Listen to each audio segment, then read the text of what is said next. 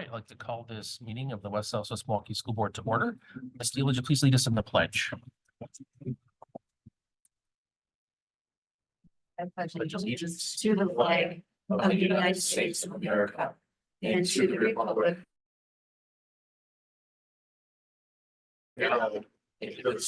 with liberty and justice for all. Very much. Suzette, would you please call the roll? Yes. Ms. Steele. Here. Mr. Sikich. Present. Mr. Keller. Here. Mrs. Carr. Here. Mr. Becker. Here. Mr. Burns. Present. Mrs. Lee. Here. Mrs. Kaiser. Here. President Lee. Here. Proper notice of this meeting has been posted in accordance with the open meeting laws of the state of Wisconsin. Do we have any modifications to the agenda this evening? There are no modifications. All right, we'll move right into the superintendent's report. Thank you. We're going to go ahead and get started with some legislative updates. So property tax increases, but tax credits cushion the blow. Wisconsin school districts will levy 297.8 million more in property taxes this year than they did last year. This is the largest increase since 2009, which is about 5.4%. Fortunately, though, with the lottery tax credit, that increase will be offset, so it won't be as much of a blow as it could be. Governor Evers approves Senate Bill 971, now 2023 Wisconsin Act 100, with line item vetoes. So Wisconsin Act 100 creates a new appropriation to fund literacy coaches, provides early literacy curricular grants for schools, and supports the Office of Literacy at DPI. So we're excited with the possibility of getting funding for additional staff persons, specifically as we carry out Act 20 with science of literacy implementation that will begin specifically for next January, as stated by the state, outlined by the state. Now, 91 school districts referendums on the ballot for April 2nd. We are currently scheduled for November. However, we'll be watching some of the results as they come in, as it will have some sort of impact on us and give us some guidance as to our direction for November. Our district recognitions, DOCU would like to recognize the entire school on a very successful first semester exhibition night that took place on the evening of January 18th. Exhibition nights take place at the end of each school semester and act as a summative assessment for all DOCU students. On the night, every student shared out a project or student-run business that they are proud of. Students prepare a brief presentation that lays out the project as implemented with the I can statements that were mastered, what driving questions that were aimed to answer, and what was the most challenging about their project and more. I'm proud to say that I was one of the 490 persons in attendance, as well as several of our board members. It was an excellent night, and I actually purchased a couple of items from students. So just a great opportunity to provide support for them as well. FLW Web Leaders. The back of their shirt say it all.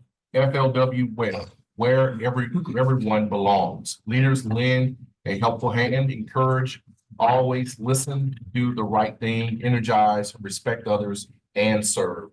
They plan and facilitate sixth grade orientation, serve as role models throughout the building, and most recently facilitated a full day social media takeover at Frank Lloyd Wright. Thank you to Mrs. Clark, the FLW Web Leaders Advisor, for recruiting these young adults, and thank you to Mrs. Farrell for organizing a wonderful day. This occurred, I believe it was last Thursday, where these particular students took over all social media components with the FLW. PTA Council Carnival. We want to thank everyone for coming out to the carnival. Many families and community members came together to enjoy games, silent auction, crafts, bounce houses, food, and much more. It was great weather outside. It was actually so good that day, we could have actually had it outside. So, but it was an overall good event. I did not get a chance to do my time. I was going to do my little sprint time, but they actually put it out before I was getting ready to start. So that's actually a good thing. I didn't hurt myself. So huge thank you to our PTA council for organizing the event again, and thank you for everyone who came out. It's hiring season, and one of the things that we've been very intentional about this time around is making sure that we're getting the word out and we're controlling our narrative. So we have a video we want to show the community tonight and encourage others who are watching to join our team. The time is now to join us on an incredible journey of growth and success. Welcome to the West Dallas West Milwaukee School District, where every person and every position contributes to shaping minds and shaping futures. The West Way. The West Way is not just a slogan, it's a commitment to empowering our students to succeed. In our diverse community, academic excellence isn't just a goal, it's our way of life. We are committed to creating learning environments that work, where each and every student can thrive. As part of our team, your role is crucial. We value your unique perspective and contributions to our collective success. Our commitment goes beyond the school walls with strong ties to the community, creating an enriching environment for all. Together, we can shape a future where every student has the opportunity to grow and excel. So, are you ready to join a community that values diversity, embraces excellence, and is passionate about creating learning environments that work? Now is the time to be part of something extraordinary. Apply today and let's lead, learn, and grow together. The West Way.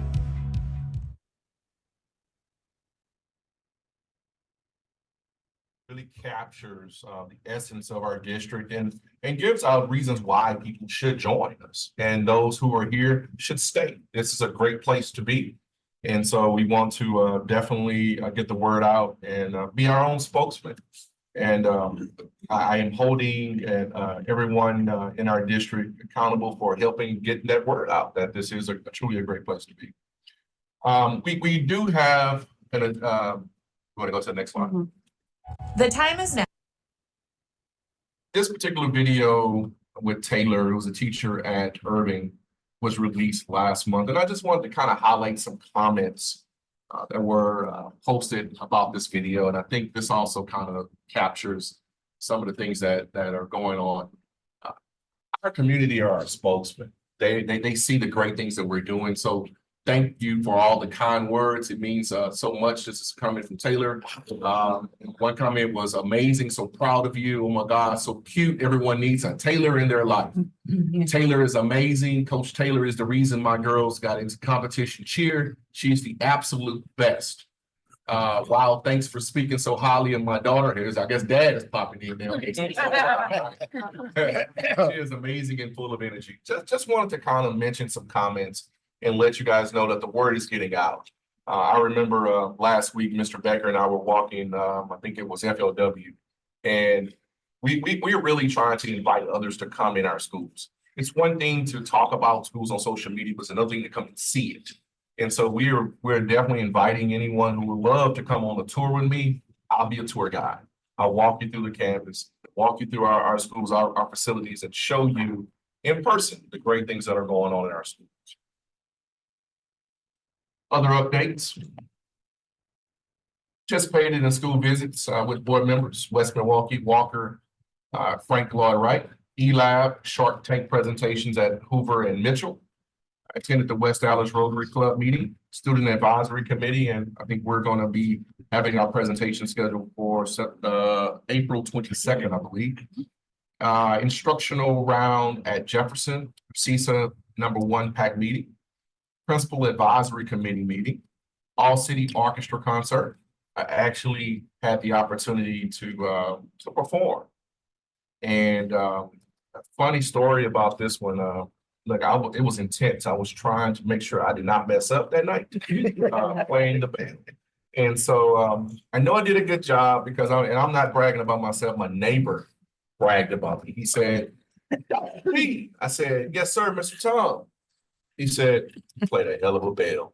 So, I appreciate the comment, but also Dr. Lexman and I, we did a quick duet, so it was a great night. Pizza parties at Wilson. I owed 3 classes a pizza party because they won in bingo at bingo night for PTA. about 2 months ago, and so I finally paid up. So they reminded me that I had not paid up. I had a meeting with MATC. We're continuing to talk about our future partnerships. And then lastly, you know, I'm almost in tears talking about how proud I am of the Central boys basketball team. If I didn't think, you know, certain people were watching, I probably will be crying right now. Just to be very, very honest with you, you know, going down this traveling with them and watching how they matured and then to see our students just represent us in the right way, in the right manner, and wishing and cheering our boys on was definitely a thrill for me as a superintendent. I happen to be the loudest one, I believe, in the stadium, and it's okay if the superintendent's the loudest one. I was the one that was ringing the cowbell on Saturday, and I just saw a parent in the store. He said, "Man, you were ringing that cowbell. I saw you on TV." So it's all good, but I was truly fired up. As I walked out, unfortunately, you know, we did not come out on top on Saturday. We lost by 6 points to Marquette. And when I tell you, I just can't. I'm just over the hills proud of these kids and the effort that they put up. And at the same time, they carried the community on their backs. And that is a quote that came from a community member as we walked to our cars. She said to me as she was crying, she says, "I'm so proud of them because they carried our school community on their backs." And that was a strong statement from her. And I told her I was going to use that tonight as I talked about them. Hopefully we'll be able to get them at our next meeting to come. And then the community can truly celebrate their accomplishments on losing out in the sectional finals. Finally, we have our educators of the month that I want to recognize. So I have to tell you a quick story about Mr. Matt Lesser. Mr. Matt Lesser, if you know and visit his campus, he's all up in the work. There's not a lot of things that happen on his campus without him being aware of them. Okay. But when we made the announcement and introduction that he was the educator of the month for February, he didn't know about it. And so as I walked in and I started talking during his meeting, he had this look on his face like, what in the world is going on? And why don't I know about it? I saw the look on his face. And he kind of backed up a little bit. He was kind of looking a certain way. And so then when I announced that he was the educator of the month, he had this reaction like, wow, like, okay, you got me. But I'm so proud of him and the work that he's doing. He's Johnny on the spot. He told me I have to leave here and go back to the school and get ready for ACT tomorrow. That's just Matt.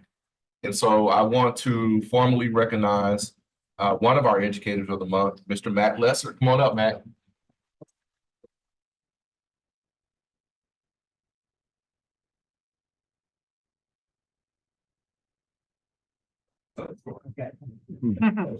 Your job with the cowbell. I was like, I didn't get invited to the party here. What? Okay. Good. Ready?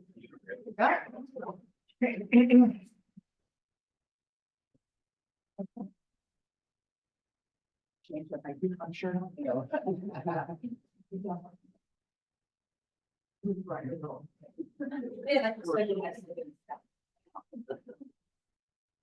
And organizes very well. All right, let's do. Congratulations, Matt. Lindsay here. Oh, I almost said in your hair. No, no. I was second chair.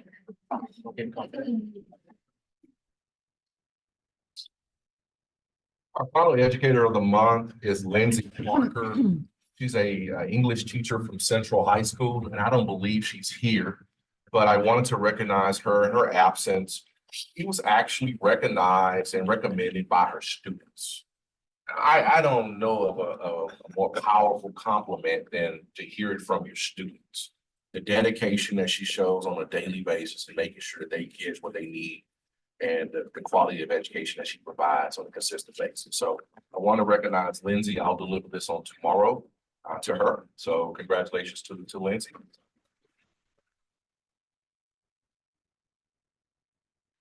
Concludes my report. For the record. All right. Thank you very much. So move on to item 7, public comments this evening. Currently, there is no one signed up for public comments as customary. I'll wait 15 seconds for anyone who might be in the room who wanted to provide public comments and wants to sign up in the back, or anyone who is on Zoom. There should be a link in the chat that allows you to sign up to do public comments.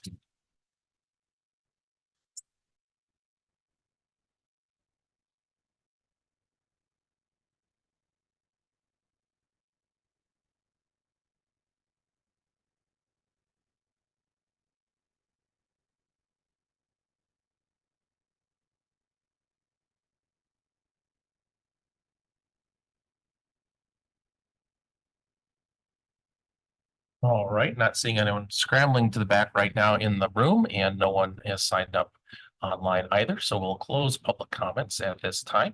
Move on to item 8, our board reports for this evening, starting with 8.1, review of our board calendar.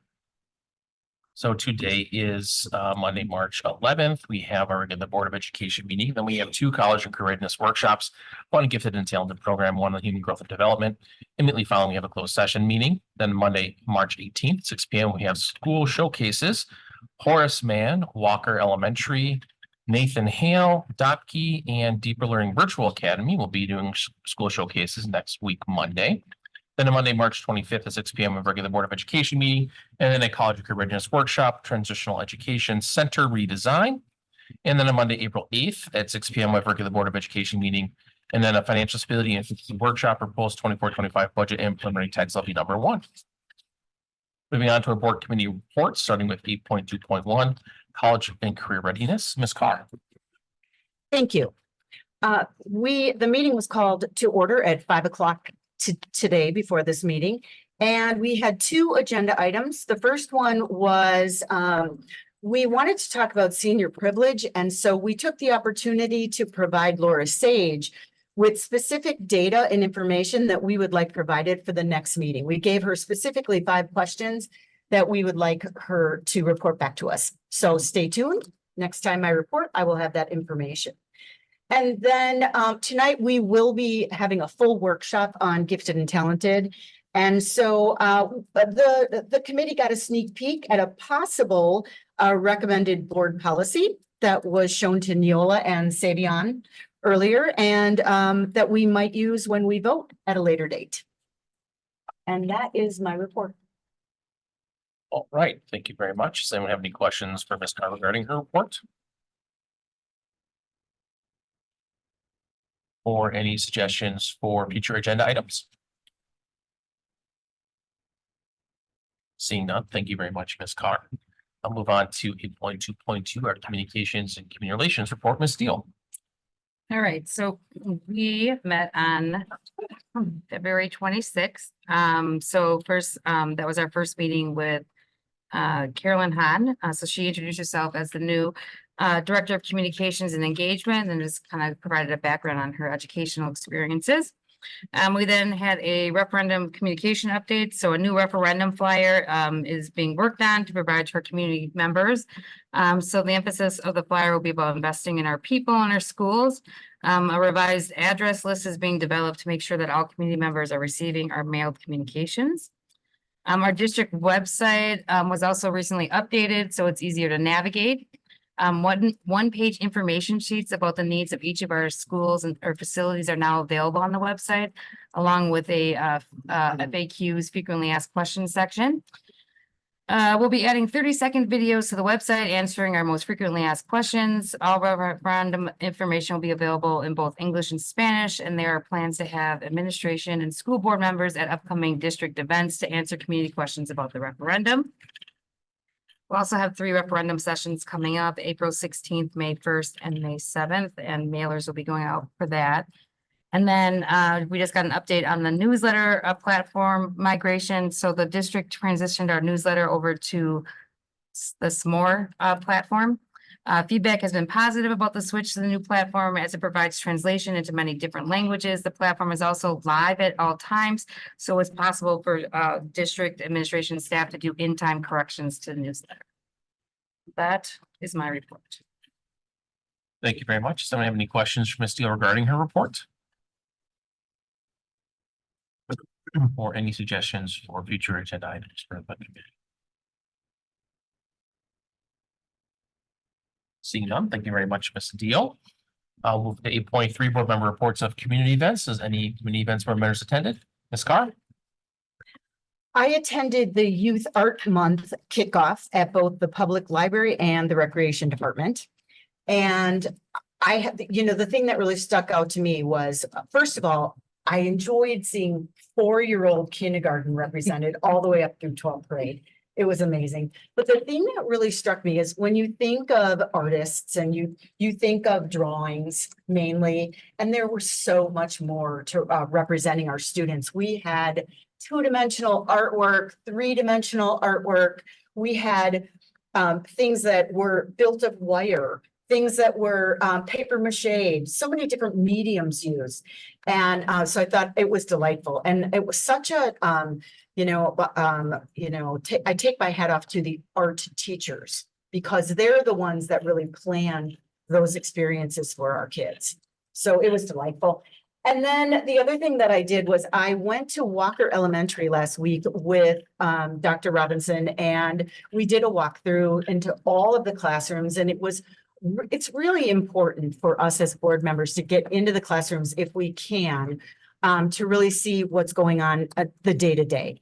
And I'm going to just say that as I was trying to think of a word that to describe the delivery of the instruction, it was sophisticated. And I say that because being a teacher for all those years, it was very sophisticated.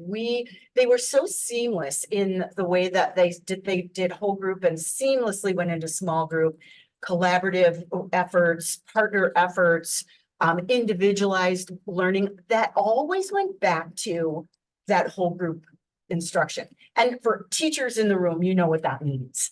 And so I was really impressed. And it was also very much like throughout the whole building. It wasn't just like a pocket of excellence. It was throughout the whole building. And so really enjoyed that. I'm going to try and do that more. I love that pocket of excellence that you just said. Yeah. That's like our district. Yep. That's where Right. I love that. Right. Thank you very much, Ms. Carr. Anyone else want to report on events that they attended? Mr. I would, Leach? excuse me, I'd like to give a shout out to Miss Pluta and the staff at Wilson. They invited me over to read some Dr. Seuss books. So I had my cat in the hat on and I had my red bow tie and I was all set to go. I read from 10 o'clock until 2 o'clock there. Wow. It's been a long time since I've done that much talking. Yeah. Needed a lot of water. It was a lot of fun. I'm sure I had more fun than the kids did. Very good. Thank you, Mr. Sikich. Ms. Gill? I was actually able to go to a couple different things. So I went also to the Youth Art Month reception to I wasn't able to hit the rec center yet, but I have been to the library and it was, like Jane said, it was phenomenal and all different types of mediums. And it was just really cool to see a lot of families there and our art teachers there and the kids excited to, point out their art and all of that. So it's great. If you haven't been there, check out the library, check out the rec department, some really great representations of the arts, our students' art. I also was able to volunteer at Solo and Ensemble, the second. That was my first time doing it. I was a little nervous, but I think I did pretty well as a room monitor. I was not I did not play music or an instrument when I was a kid. So this is kind of like living vicariously through my children. So I really enjoyed it. It was a lot of fun. It was really just our music department is phenomenal and they put together a really great event. It was really cool just to see all of them there and just really, being there for their students and supporting them and like the middle school teachers, guiding them in. This is their kids' first time doing, a solo. So it was just really fun to do. And then of course I attended the All City Orchestra, then All City Band Fest on Wednesday and Thursday. And once again, I'm, blown away by the talent of our students. It's always what I love about it is you get to see that progression, like Mary, you know, Miss Michaels talks about how you see like how they start in elementary and then they end in high school, and then to see them, hear them all play together. And to do that, to bring together what, 16 schools and have them all playing sounds, you know, phenomenal. It's always amazing to me. I always end up tearing up, and my husband always like rolling his eyes at me, but it was a great experience. So that's all I have to say. All right, thank you, Ms. Steele. Mr. Becker? Oh, I made it out to I saw the regional game with the Central boys basketball team a couple weeks ago. It was a really fantastic game. It was absolutely worth the drive. And I don't think anybody mentioned, I think Dr. Robinson did not mention that we heard from an administrator at that school at West Osha Central, who commended us on our conduct, on the players, on the crowd being really pleasant and cordial throughout. So that was a really nice testament to the community, I thought. Also made it walk through a couple of schools, did a full instructional rounds. I didn't duck out after an hour at Jefferson. So that was nice to see the beginning where we started with data, went through the classrooms, had the observations, reflections, and then to bring it all back in the end and to have just a more global reflection on the state of the school. I thought it's really great to see how from the building to the central administration, we're really thinking about how to support our teachers, whether, you know, like everybody knows the story with each of these teachers in that building. They know if it's a new teacher, if it's a returning teacher. I think it's really a great step in the right direction toward but really supporting them fully and helping them to do better work. Also made it to the all city band concert, and just as everybody said, it's always great to see. And I was reflecting on that and comparing it to the basketball game I went to, and like our arts system, our arts programs, we kind of take it for granted how well they function, what flourishing programs they are, and just really looking forward to seeing more extracurriculars flourishing the same way with the right support. All right, thank you very much, Mr. Becker. Anyone else want to report any events they attended? As always, I go last. So there is one different thing I did. I did attend Jefferson's presentation of learning, and I was able to listen to one student tell how they designed their shoes. They were responsible for thinking like a consumer and figuring out what was going to be about their shoes that would make them want to be purchased by somebody, what was unique about them. And then there was a little red carpet where they got to like display their shoes in action. And so I thought it was really great. I also was able to talk with the staff at Jefferson there too, and they also commented on the improvements that they've been seeing since some of the changes have been made. So I think that that's a good testament to hearing feedback and then providing new support as needed for that. So I thought it was a great event. I also was able to attend the art showcase at the library. And I think the greatest thing about this, other than just showcasing the work that our students is having average community members who may have nothing to do with their schools being able to see that work. So having it at the rec center and having it at the library, I think is a fantastic thing to do, because lots of people go to those locations that may have no idea what's going on in our schools, and then they can see that work, and that can make them start thinking about it, especially when we're talking about something like a referendum where we're going to ask for support for our community to support our schools. So I thought that was a great event, and hoping that something will continue in spaces like that as we move forward. I also attended solo ensemble. My son was playing, was able to listen to his ensembles, was running. It was a busy day that day. It was also conference wrestling was also that day. So we were moving back and forth between Brookfield and here for him to do that. So the Frank Lloyd Wright team did great at conference, and then was able to do well watching the 8th grade and the Pops Strings perform as well at solo ensemble. So again, it's a testament to Mary Pat Michaels, who is responsible for organizing all of solo ensemble. So that is an event that is held at our district every year because we have so many students that participate in it. And then there's also an opportunity for area students who miss their regular solo ensemble, wherever that might be, to be able to come and participate with that as well. So kudos to her and all the volunteers that help participate, including Ms. Steele, to be able to help that event go off without a hitch. So many judges, so many room monitors, and so many students were able to participate. And I know Mary Pat will give us a rundown of how many medals were gained after everything has been tabulated. Then I also was able to attend the all-city orchestra and band concerts. And there's not much more I can build upon what was said already, but it is always a great testament. It is a great opportunity as well for the community to help support Dr. Lexman's music scholarship, which is what has their buckets that were being filled up. And so that's something that's been continued on, and always good to see Dr. Lexman still involved in that. And obviously Dr. Robson be able to participate as well and carrying on that tradition with our superintendents. So I think that's everything that I attended. Maybe I missed something, but I try to get out there. And then for 8.4, I don't have any additional updates at this time. So move on to item 9, our consent agenda this evening. Starting with 9.1, approval of minutes from regular Board of Education meeting on February 26th. 9.2, our employment summary, and 9.3, our supplementary contracts. Does anybody need anything separated out? If not, I'd look for a motion. So moved. Second. Moved and seconded. Any last minute discussion? All those in favor? Opposed? All right, that passes. Then move on to our action item this evening, starting with 10.1, Technical Excellence Scholarship recipients. Mr. Carr, welcome.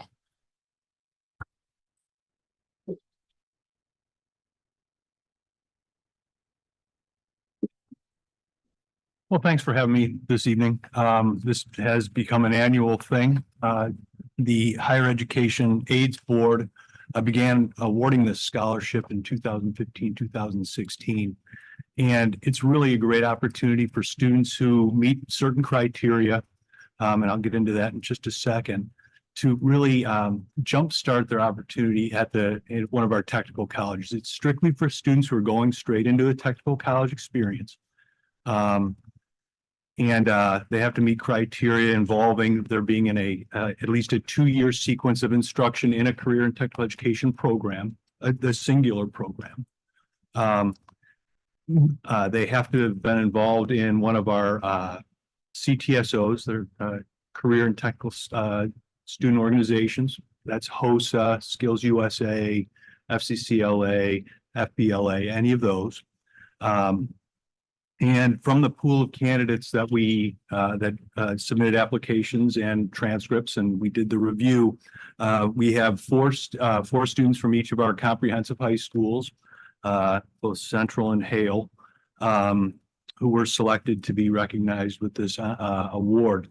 3 of those students are going to get this scholarship. Scholarships $2,250 per year for up to 3 years. It's a big chunk of change. It pays for almost the whole of a tuition vote for them. So it really is worth it.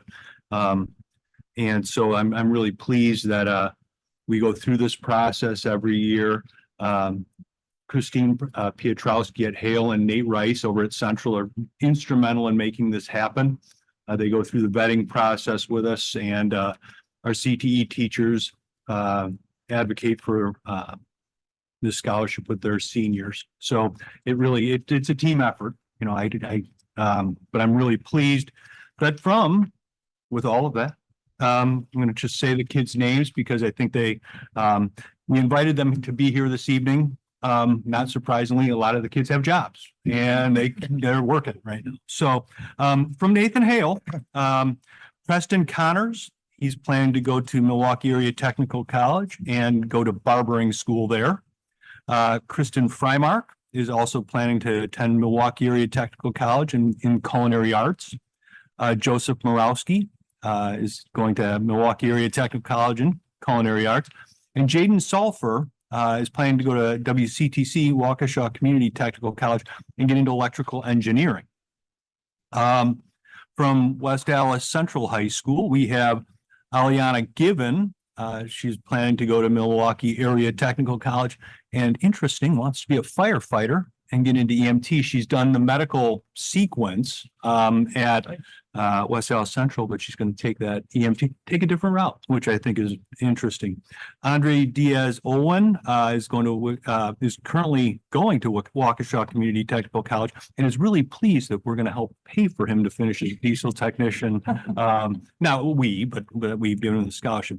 The higher education AIDS board is going to pay for it. And then Emily Thompson is going to Milwaukee Area Technical College and is interested in getting into medical diagnostics, which is a fascinating kind of aspect of the area, medical field. Our alternate from Central is Johan Diaz. He's also going to Milwaukee Area Technical College and is also going to be an electrical engineer. You know, it's interesting how this all shakes out. We've had students who've come back and been very thankful and appreciative.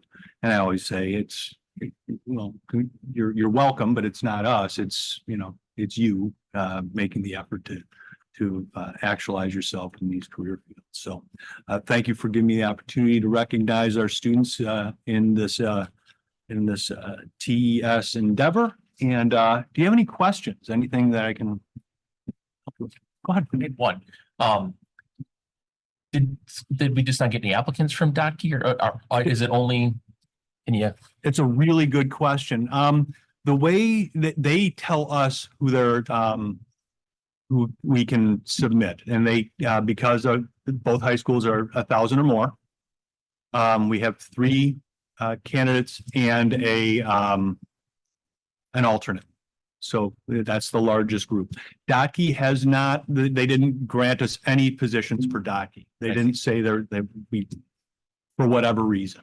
And frankly, because of the way the criteria are for the scholarship, you have to be a concentrator in a sequence of instruction in a career and technical education program.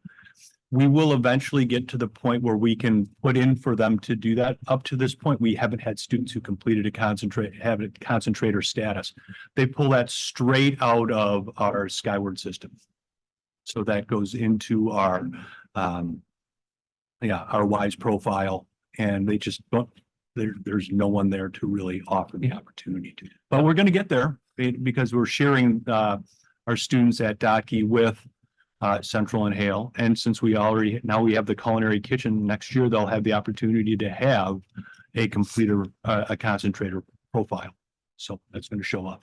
So that's good. I figured there was a reason, but I wanted to ask. No, absolutely. No. So, any other questions from the board? I look for a motion otherwise. So moved. Second. Moved and seconded. All those in favor? Aye. Opposed? All right, that passes. Thank you very much. Excellent. Thank you very much. Appreciate it. Yep. All right, so we'll move on to 10.2. Approval of the referendum survey with Mr. Norris.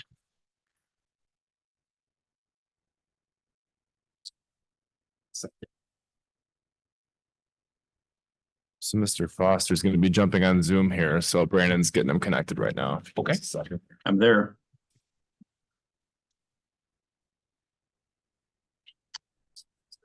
Go down.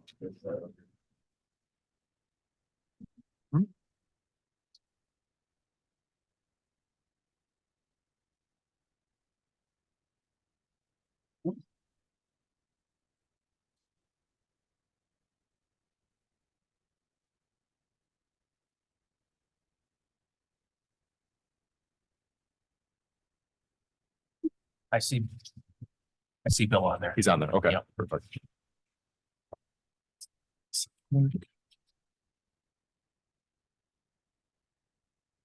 Are we ready to go? Can you hear me?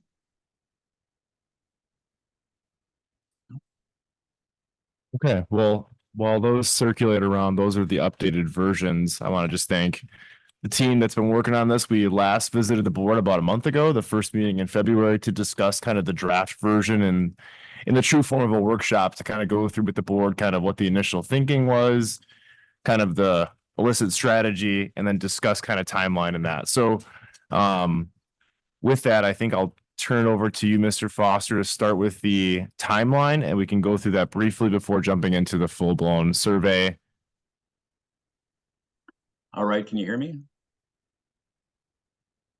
Can you hear me?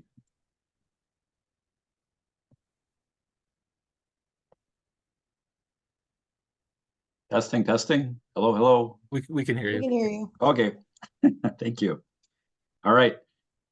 So let's go through timeline first. And does everyone have a copy of the timeline, or should I? You can see that? Okay. So in a nutshell, we're already to March, March 11th. Tonight's the night the board reviews the survey actually for the second time. If the board approves it tonight, we can send it out for external proofing. Takes a day to get it back. We would then send it out for printing and mailing. And our goal would be to have the survey land right after spring break on April 4th. The survey will be, in addition to snail mailing the survey to every household in the district, we will also email it to parents for their convenience because we have their emails. And then with a deadline of April 22nd. And then it's going to take us a few weeks to create the report. And the goal would be to be back in front of the board on May 20th to present the survey results. The board then has really the month of June and July to decide if there's support to do anything. And if so, what would you consider? And then ultimately your resolution has to be approved by, I believe it's August 27th in order to have a referendum on the ballot come November. Any questions on timeline? Good. All right. Then on the survey itself, I thought that the board meeting we had last time was actually quite helpful. And so we integrated a lot of that feedback back into what you're viewing now, I think, which is draft number 16. The big changes there were that we wanted to move up the language that the consolidation of the high schools is not being considered at this time. And that there's two primary challenges, one being the school funding budget shortfall, and the second being the aging buildings. And those are the big ones. Are you okay with the opening letter? Any questions on that?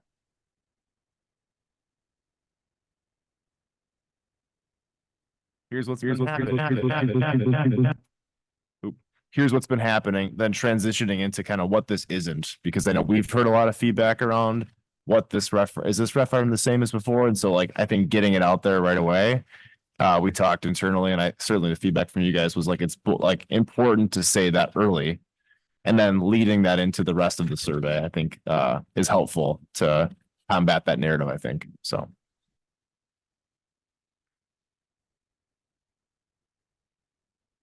Then on page 2, this can jump. actually changed quite a bit on page 2. So the big change here was, I think, Noah's suggestion. I don't, if people support this, I don't want to end up still being at as one of the lowest funded districts in our neighborhood. Let's create two options for folks. So basically that led us down the road to have option 1, which would provide that $4 million. Even if that was approved, it would still be second lowest compared to our neighboring districts. And so what we came up with was a $5.8 million operating referendum that, if approved, would put us in the middle of our peer group. And then from that, we then calculated the corresponding tax impacts for each of those two options. And then we asked, what option, if any, would you support?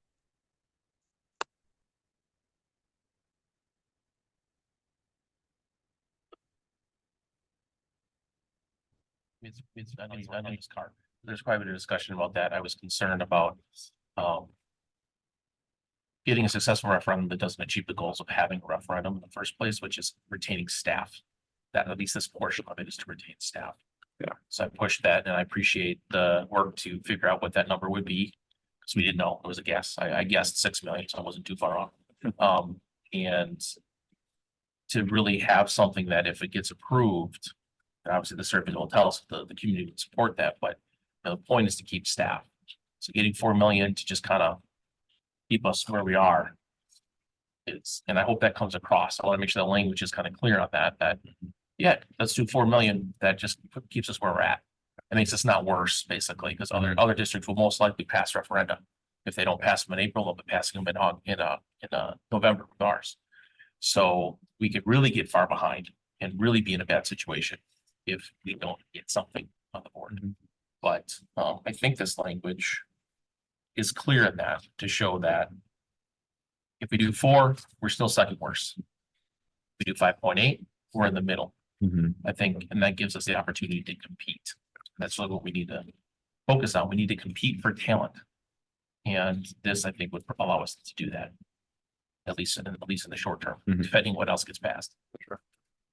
And this is the time to ask, right? The community, what would you support? And ultimately, if they say no, then that'll be a discussion you guys can have around what we do moving forward. So I don't think there's no harm in asking here. This is the time, right? To find out what the community wants and what their appetite is. So. And I think when you're having your individual discussions with people, to make sure to point that difference out. It's not just because we just want to pay teachers as much as we possibly can. It's about our ability to retain talent that we, in many instances, have trained and provided the experience for, and then lose other districts that can pay them more. So we really want to retain that talent here in our districts. We can reduce that turnover and keep those good instructors here. All right, we'll move on then to the next page. Yeah, so page 3 is, I don't think there's a lot of changes here. This was the cost cutting section. So this would give the board in, I guess, relative order, if there is not support for a referendum, then what rocks do we look under to make cuts? This is pretty much the same list I believe we reviewed last time at the board meeting.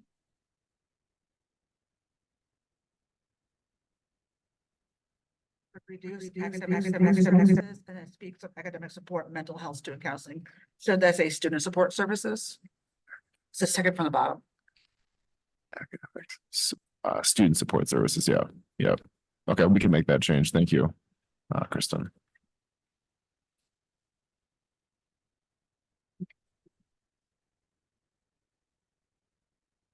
Any other questions on page 3?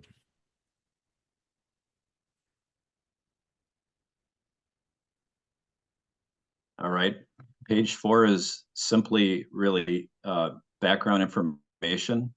And what we did there was we went out to each school and added that column of the high priority maintenance needs so people could see how much money was being proposed at each of the schools, as well as the total maintenance needs at each of the schools, which really creates a context for when we're asking for the 111 million or less than that, just kind of how it would be allocated.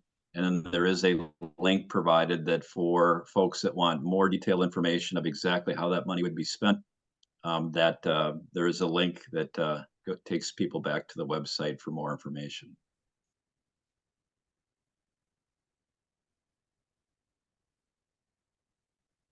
I might list. It's because we replaced a lot of the lighting with the energy updates that we had. I mean, I know there's still probably some lighting that needs to be replaced, but I believe most lights in all of our school buildings were updated to LED lighting. Yeah, nearly all. Yeah. So I think maybe take that off as an option. Okay.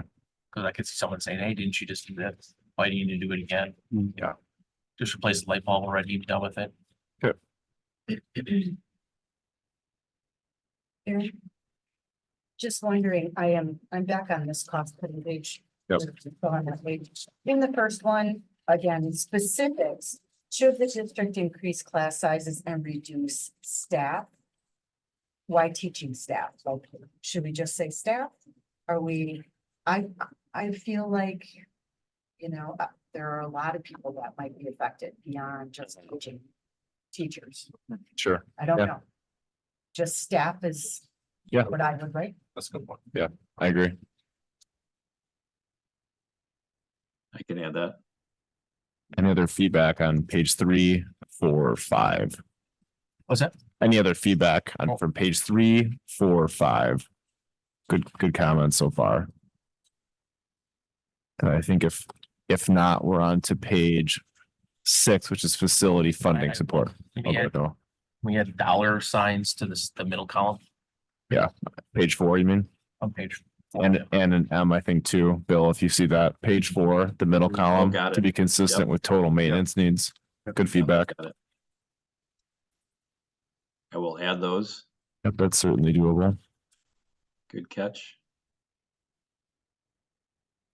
All right, then on page 6 is the prioritization exercise. Against a scale of addressing immediately important but addressing future projects and not a priority. Really, the goal of this page is really twofold. One is to educate folks on the sorts of things that we need to do. This is not fancy stuff. This is literally bricks and roofs and things like that.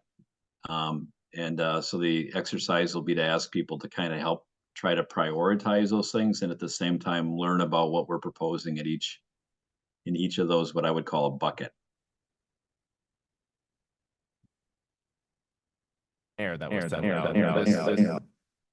This list is much more narrowed down to support some of those focus areas that we found from the community already. So this will be just another area where, you know, the community gets a chance to kind of weigh in, what are their priorities? And then certainly, should the board approve a resolution, part of the work this summer will be to put a plan by school together or that meets the needs of these areas of facility focus. So go ahead, Noah. And one question about the air conditioning piece. Is this dollar amount only for updating existing air conditioning systems, or is this for also adding air conditioning to buildings that don't have it at all? Yeah, I asked that question to Steve and CG Schmidt. This dollar amount is inclusive of adding to other buildings as well. So, yeah. Then it might be worth putting that. So that it's not just up, because we're talking, a lot of this is fixing, updating things that already exist. Sure. That would involve adding something that doesn't exist. Yeah. So maybe Sure. just in parentheses, after air conditioning, air handling units, including adding new to buildings without Yeah. existing or Sure. something to that effect. I So agree. air handling units and air conditioning Yeah, at all that's a schools. Huge point that Yeah. people have multiple times. And we got positive feedback on the first question around HVAC upgrades and air conditioning. So people seem to think that is a need. So I think maybe splitting the hairs there is important. So. But the dollar amount that we're looking at, the dollar amount that this would maybe entail, Sure. it could be a very good thing to do. With immediate impacts on Sure. both staff and students as far as what's happening in our schools. Sure. We all know how warm it can be at the beginning of the end of the school year. Yeah. Okay, Right, I've got that page note captured. 6. Anything else on page 6?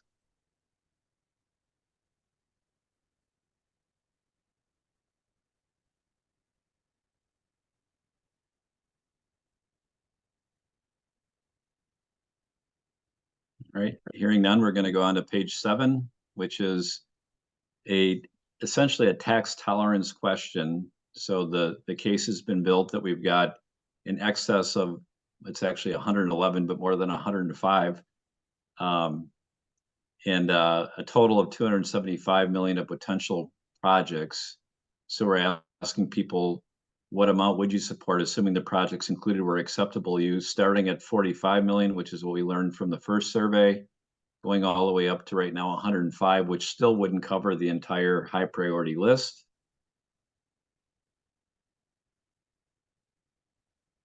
But close.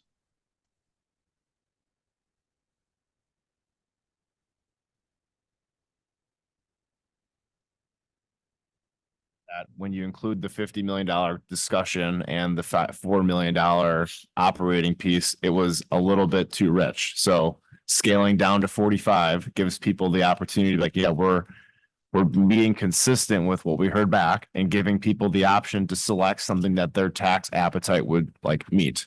So, and then again, scaling all the way up to kind of where our needs really are today, which is about 105 million. So again, this is giving people options and not, you know, trying to include as opposed to exclude. So that's kind of the thinking.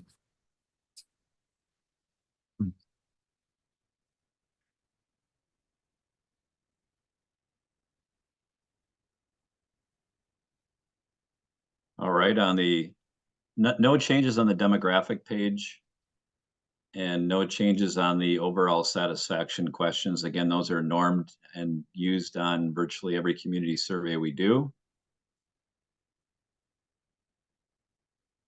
And then on the last page, the mailing panel, We did schedule 3 informational sessions and are promoting those. During the survey, they'd be April 16th, May 1st, and May 7th. And then we're also making accommodations for the survey in Spanish. And I can't read those other languages. I know there were 3 languages we wanted, and so we're making an accommodation for those 3. I'm not sure what they are. And then a deadline. I know Noah had a question, so feel free to jump in wherever, Noah. I'm just thinking about, so we're talking about school funding in AG buildings. That's operational and capital. Yep. I don't know if we want to tie those words to those things. And then make sure that as you're moving through the survey, that you know that this part is about the operational part and this part is about the capital part. Because when you look at age, Like page 4, facility changes, like capital, like in the header, you mean? Like they yeah, so pointed if out. you, like on the first page, you're saying AG buildings. And you're talking about this in parentheses, capital. We're talking about school funding in parentheses, operational, because Mhm. I count these pages, wish they were numbered. Like on page 2, the top, we do define it there, but you mean like being more explicit in the actual page about what that is. So like on. Is that what you mean, Noah? It could just Yeah, be because when you get to parenthetical. page 6, For and sure. it says facility funding support, property tax increase for each referendum Yeah. amount, it seems like you're talking about all of the referendum. Sure. But in fact, you're only talking about facilities. Mhm. Yeah. And so Yeah, I don't want people to be confused, thinking like, oh, I support 45 million totes Sure. instead of 45 million for capital and, Mhm.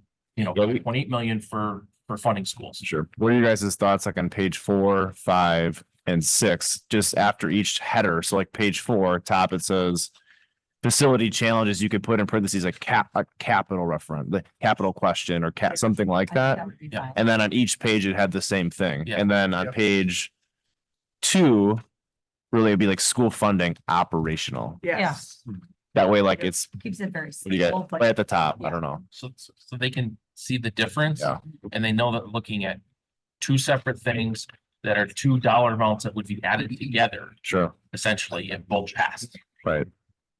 I just want to make sure that's very clear to Yeah. people. No, I think that's a good piece of feedback. Thank you.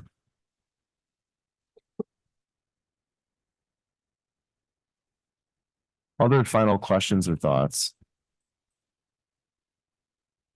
We're hoping that the plan, and just so you guys can kind of connect these two here, the last page where it shows the community spring engagement sessions, essentially. So some of the intent here is that the first crack in April, we can talk about, each one will talk about the 5 questionnaire results. I want the community to know that even if you think this may not be, you may not support this, there are a lot of people that do. Mhm. And so like bringing people in to explain that's important, but then also getting an opportunity to talk about this. Like you have a chance to take this, please engage with us. So part of the messaging, what we'll do prior to spring break to invite people with a postcard to this is to talk about that. Like, please engage with this. We need more feedback. We want to talk about, to layer them together then in May when Bill comes back with his full report, to see kind of how things have changed or what hasn't or things like that. So really looking forward to that. I'm looking at the calendar and I'm just wondering, because it does end in November with the referendum. Will there be a third opportunity for community sessions? Like in the fall? Yeah. Yeah, they'll certainly be. Yeah. Mhm. Yeah. Yeah, so once we get a question, once Absolutely. the board has decided on a question, Okay. then that's when we're like, this is what we're doing. 'Cause Yeah. We'll know exactly what thing we picked for Right. capital, what the dollar amount is for school funding. And what we're gonna use those things for, and Mhm. then it's again, the information, this is what it's for, this is why we need it. And so, right now, it's trying to get that feedback, and then once we get all that feedback, okay, we heard from you, this is what we think you guys would be willing to support, this is what we decided on. Here, let me talk to you now that this is gonna be on the ballot, like, whereas right now, there's nothing on the ballot, there's nothing guaranteed to be on the ballot at this point. Okay. Yeah, preliminarily, Terrence and I, we talked about like, that's where like the ground game starts, right? In the Right, fall, and right. Terrence had the town halls last year. Maybe there's a similar version of that at each school or something like that, Yeah. and followed by Hangers and stuff like that. canvassing events and things like that. So All of our- trying to meet people where they're at, right? Yeah. We're inviting them to come out, and then you got to meet people who aren't coming out where they're at. So that's going to be the goal.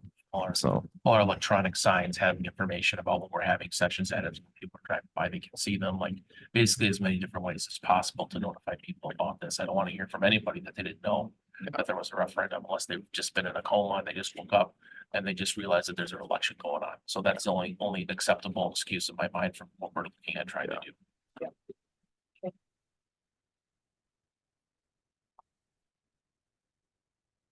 Concerns? Yeah, kind of keeping with your thought on having the capital and operational obvious, would it be wise to repeat the capital and operational and actual checkbox option in the blue box? which page are you? What is that? Yeah, I wouldn't go there. Two, and then page 6. Yeah, 6. Like right here, Brenda, on the screen, kind of like at the bottom right there. Yeah, right in there. So like instead. Which operating option? Option, which Yeah. operational option. I think that's pretty. Just to help reiterate that this is a separate question. I don't, unless Bill, you have other thoughts, I don't think that'll be like. We talk about landscape, like how much geography you have on these pieces. I don't think that'll change anything. We're to push it to page 3. So I think that's perfectly consistent with what we're trying to do. Again, being very transparent and clear. This is for this reason, which can be directly tied to whatever that's for. So, yeah. Well, that's good. Thank you, Brendan. Would it be helpful to state somewhere that you can support one or the other or both or neither? You know what I mean? Mhm. Like, we were talking about 2 questions. You could vote yes on one and no on the other. You could vote yes on both. You could vote no on both. Sure. And so sometimes I think people think it's an all or nothing thing when you're putting everything together. Mhm. Like I have to I have to agree with and on board with the taxes on everything or nothing. And so if I'm not on board with everything, then I'm just gonna say, no, I'm not gonna support it at all. Sure. So is there any way that we can put like clear language in there that basically states that these are 2 questions Mhm. that are independent and you vote on them independently? Like I wonder if in this box it said I would not support an operating referendum, because then it's not any. Do you see the difference here? What I'm talking about? Like, it's hard to see. I know. I just wonder if maybe that is the specifics you're looking at. I don't know. I'm just wondering. I think that would work. Yeah, because there might be people who don't care about our buildings, but they do care about the teachers. Yeah, I think that's the data you guys are going to want to see in May. Like how many people supported option 1 of the operating question versus wouldn't support it at all versus, you know what I mean? And kind of Yeah. going like, if you supported 5.8, you probably support 4. Like you're going to be doing the same thing we just did about a month ago. You know what I mean? Is that? Yeah, I Okay. know people who aren't paying too close attention, Sure. they see a big number, like there's no way I can support that, Yeah. and they just don't even go. Sure. And so I just want people to understand that, they are 2 questions and we are looking for separate answers and not together. Yeah. So that they like, I can't do that, but man, I really want to help the staff or, Sure. I really think we need to update the school. So yeah, I'll stretch a little bit, but man, I can't do them both, Yeah. so I don't want them to think that they have to commit to both Sure. basically by answering specific things on the Sure. survey. So if we can add, if we can fit that in there, I think so. I mean, we can support. certainly operational change the kind of a big box sizes too or something. Yeah. Yeah, or shift that line. Can format that a bit. Yeah. Line, so it's on, I know it's in the middle right now, but maybe just make it lopsided so you can fit it in. And then the same thing for when you get to the facilities. Yeah. Keys. Yeah. The way you differentiate. Yeah. Right here too. I think the word any could be misleading, Yeah. so. Yeah. Catch. Well, I appreciate you guys like diving in and going beyond inch deep because the people that you guys speak to are the people that are going to go, Hey, what's this Jane car? And so if you've gone through every page, it's like, well, what page are you referring to? And Jane's reading it off the top of her head at this point. Right. So I appreciate you guys doing that because it's helpful and we want people to be informed. That's kind of been the theme of this this referendum is just information. And so we want people to be informed. And I think this is just another way to do that. So, you know, It's got to be repeated. Yeah. It's going to feel like we're saying it a million times and we're bothering people, but that's just going to have to be there. Yeah. Yes. Yeah. Yes. So are we approving the timeline and the survey together? That's at this point, that's what I'm looking for is approval of both with your feedback, obviously going to be included. Changes with the Yeah. amendments that we Yeah. discussed. If you guys are comfortable with that. Second. Any last minute discussion on this? Is anyone have any other questions or concerns or things they want to discuss? Now we're talking printing and all the other sort of stuff, so we kind of can't go back. Yep. So we're good? So we have a motion, we have a second as amended, right? As amended, Yes, correct. Kirby, as amended. Yep. All right, all those in favor? Opposed? All right, that passes. Thank you Thank you very guys. much. Appreciate Thank it. you, Bill, for your work on Yeah, this as appreciate well. Good night. All right, so we diving right into our workshop. That finishes our business portion of the meeting. So we have our first workshop, 11.1 gifted and talented programming. Thank you. That's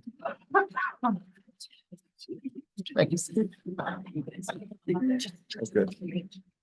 Awesome, thank you. Thank you. Thank you.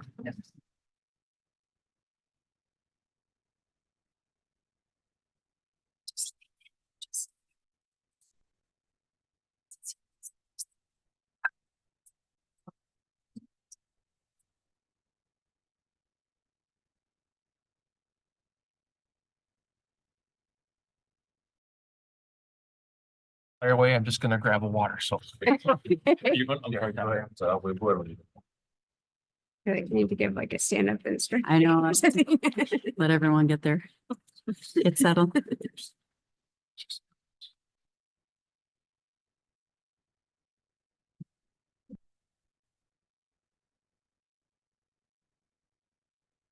We good? Okay, so just a little introduction this evening, to get going with the first workshop, Gifted and Talented. We are looking for two things. We are looking to adopt a program in Gifted and Talented. And currently we do not have a policy. And so we're also going to be taking a look at a potential draft policy, which so far has been reviewed by Neola. And actually just before the meeting, when I got called up here, that was because it has been run by legal. And so we've already made some shifts and changes to that. So that'll be our new draft policy that you'll see on slide 6 in the presentation this evening.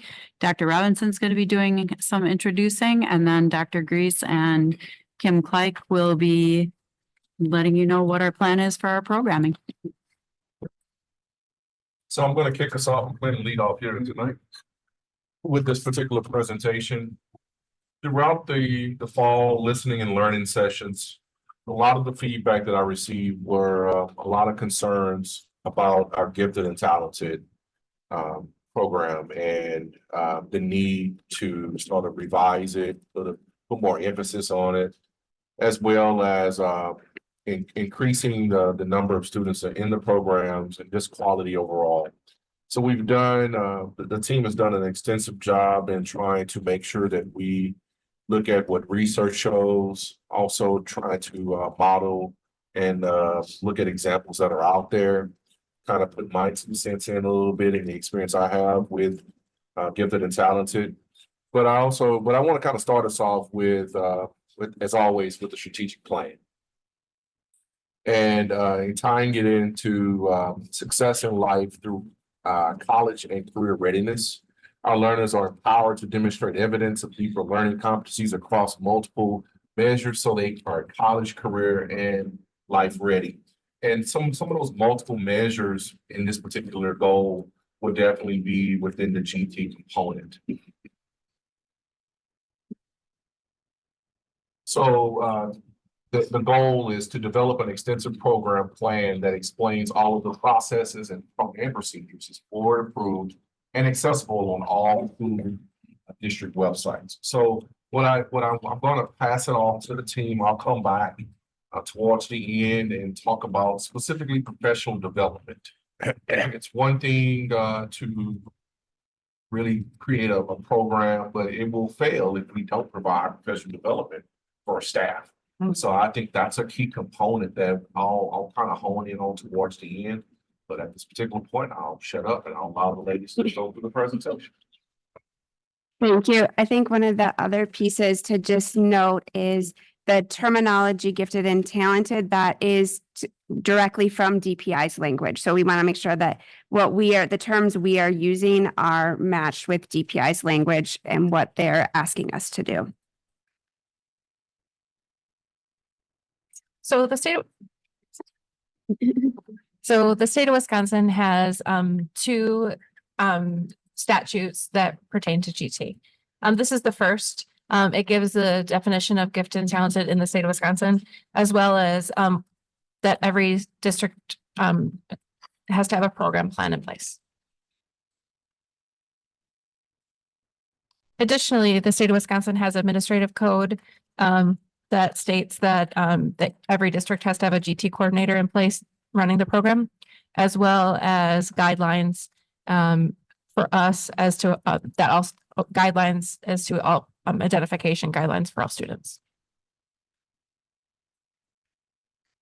So here is that proposed board policy fresh off the press this afternoon at about 6 o'clock, still in draft. But just so that you can sort of see that it is here for you. And so we, as part of our program plan, are proposing this policy, which is in draft right now, that really focuses on the programming for our GT students. And it will focus on sort of what those programs are for our students, as well as that we would use multiple measures for assessment measures for identification. So those are kind of a piece of the highlight, as well as the student acceleration would be part of that policy and sort of the guidelines that we would use when we are looking to accelerate a student either by subject or grade level. And that would sort of come out of our GT coordinator would then sort of have those discussions and make sure that all the criteria has been met if we were to accelerate a student. And so we are, this has looked at DPI's language as well as like the lawyer has looked at this just to make sure that everything is there.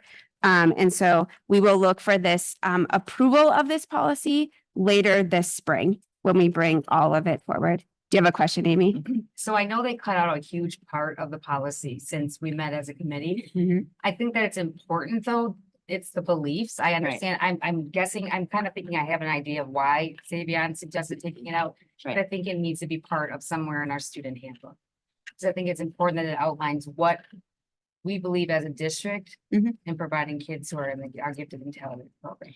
So from what I understand, it's recommended that that be more part of the program versus the actual That's policy. yes. Yeah. Okay, Yep. all right. We saw it. Okay. So our GT philosophy here is that we service all students kindergarten through 12th grade in all areas of giftedness. And those criterias are multiple criterias. We'll go through them all with you in just a little bit.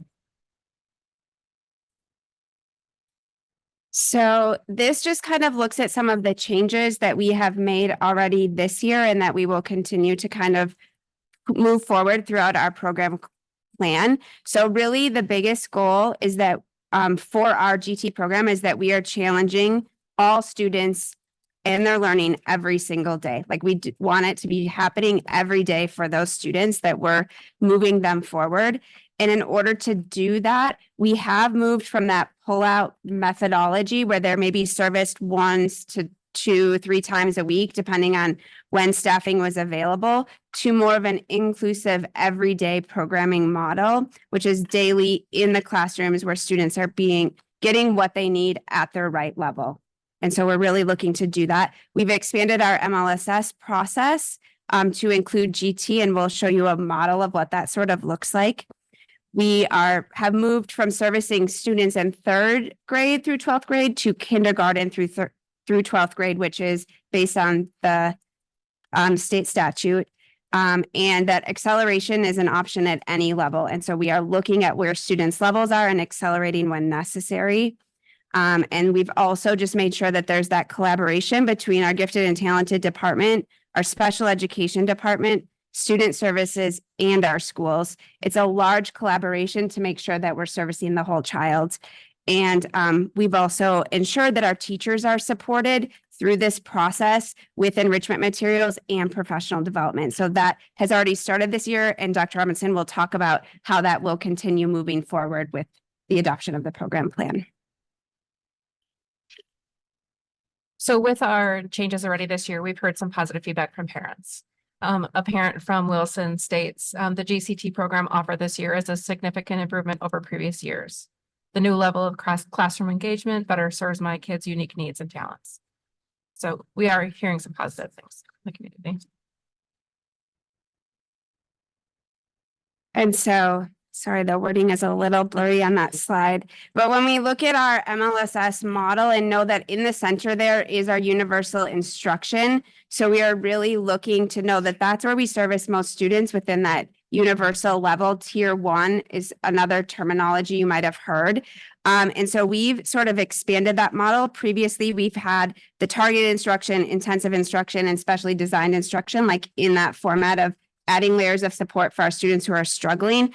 And this year we've expanded in the opposite direction, and we're providing extended instruction and accelerated instruction, those layers of support when students are in need of something more. And so that's already been in place through our problem solving meetings in our schools, where Kim will go and meet with those teams to provide like that expertise and like things that can be done in order to extend instruction, differentiate instruction, as well as accelerate instruction if needed. So overall, our identification process starts with universal screeners. Those are tested 3 times a year, fall, winter, spring. Then those students who score at the 95th percentile or above are added to a, if they're hit the 95th percentile 1 or 2 times, they're added to a watch list. Those students who have hit the 95th percentile 3 consecutives, they would be put through some additional assessments that would start with our referral form that parents and teachers could fill out. The scales, which is what you have in front of you, would be used. Yep. Questions now or after? You can jump in, that's okay. In step 2, who's administering the assessment? The scales assessment or that is a collaboration with Kim and the classroom teacher. And really depending on the area, all teachers that student sees. So the scales, you'll see it looks at the whole child. So, and then, so the rating scales will be part of that. And then after the additional assessment would be completed, it would be analyzed by the GT department, and then a school-based team made up of gifted and talented coordinator, teachers, parents, and staff would collaborate to define the best program for that child. Students who were accelerated in any way would have a DEP written, a differentiated education plan for those students to really outline what their program plan states. It's written. Hold on one second. I want to make sure, did you have a specific concern or reason why you asked the question? Yeah, so, and I think you're going to talk about, staff development and how we're going to get our teachers able to do this. So again, I have to ask just one question because so we don't have GT teachers anymore. We have a coordinator, correct? And we're not going to have a specific GT, or are we, or do We will talk about this. We'll talk about that. you? Yeah, we'll talk about that in the It's gonna be the PD. classroom teacher, Right, so, supported by you. so the model that we're going to is to train teachers in the GT components. Okay. So it won't be just one teacher who's GT trained, be multiple teachers. We're hoping that every single teacher at some point will have GT training. Okay. Okay, I'm gonna listen with an open mind. I'm just wondering if for DPI, like where I teach, our high flyers, we call them tier 1+. Here it says tier 3. So tier 3 are the highest. Yes. Tier 1 is universal screener. Only think. Oh, okay. Tier My school does it differently. Okay. Tier 1 is okay. universal. I Tier had the same 2 question. is like an enrichment, and tier 3 are those kids who need something a lot more. Oh, see, my school is totally opposite. So, okay. I just want to make sure this is I want to make sure I understood that. Thank you. So then, moving on to the teacher or caregiver referral form. So part of that is a virtual or Like a survey, like a questionnaire, Google form. a Google form. It encompasses all areas of giftedness because we don't want to forget some of the parts of giftedness. So we look at the whole child. And it's a ranking around every area of giftedness.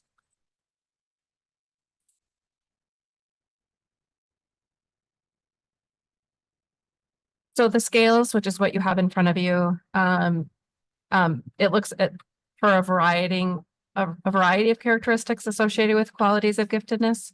It focuses on the whole child. The rating scales are filled out by a team of teachers. And it looks at all areas of giftedness. You'll see in your pages. So each page kind of is an area of giftedness in the scales. These are all the different rating scales that are in your booklet.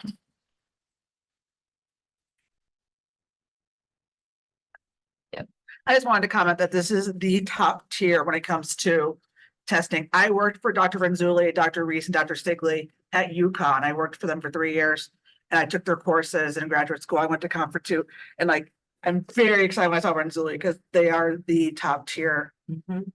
Everything when it comes to gifted and talented. So I'm very, very happy we saw that. It makes me happy to see their faces.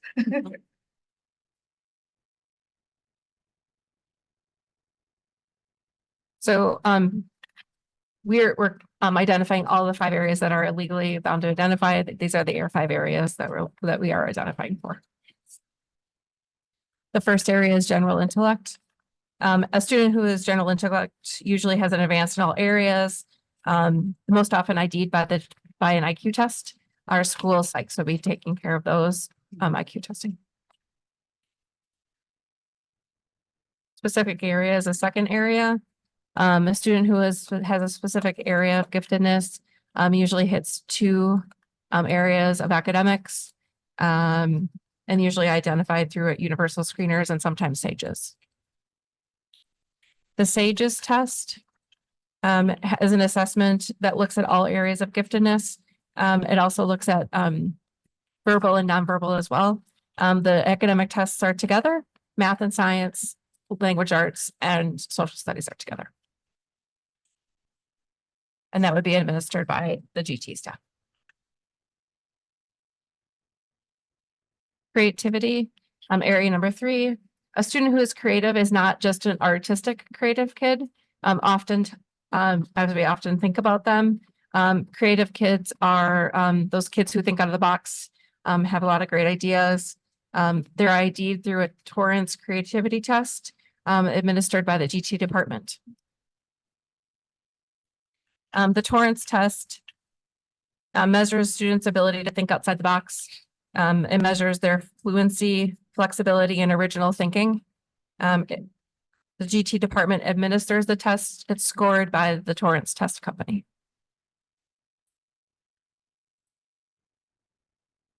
Leadership, area number 4. A student who is gifted in leadership assumes responsibility, makes decisions, and influences others. This will be ID'd through a portfolio that students submit their evidence of their activities and letters of recommendations from outside. Area number 5 is visual performing arts. A student who is gifted with visual performing arts expresses themselves through feelings, self-mode of dance, art, drama, and music. They're ID'd through a portfolio of student evidence in either art, music, or performance. Those portfolios will be the open time will be open them to twice a year, and that the experts in that area will be looking at them.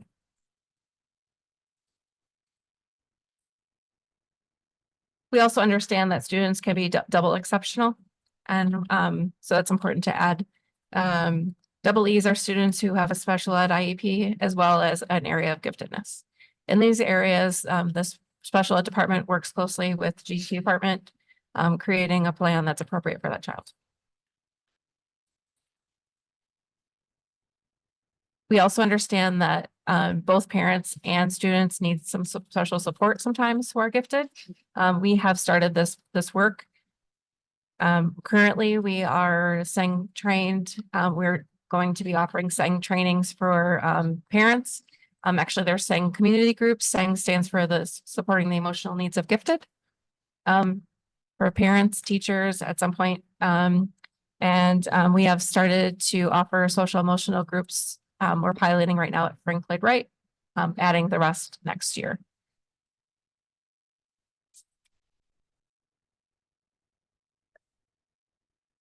So professional development.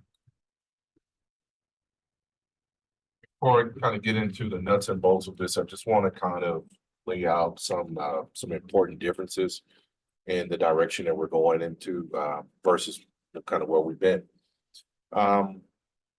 I would tell you the inclusion model provides for more rigorous instruction inside of the classroom, okay? Versus pulling the kid out and the kid missing other things. It provides that inside of the room. With that particular instruction, you're also allowing other students to get that as well. So it's not just kind of isolating things, but the only way that we're going to increase performance is to increase our rigor inside of our classrooms. So that's the true idea behind it, is to increase that within our specific rooms. How do we do that? It's a huge task because it is really a change in the way that we've done it, okay? I was trained in GT instruction, and I'm gonna date myself, it probably was 2002, okay? It was a long time ago. But when I tell you it was some of the most powerful professional development that I've ever had, I'm not exaggerating when I say that.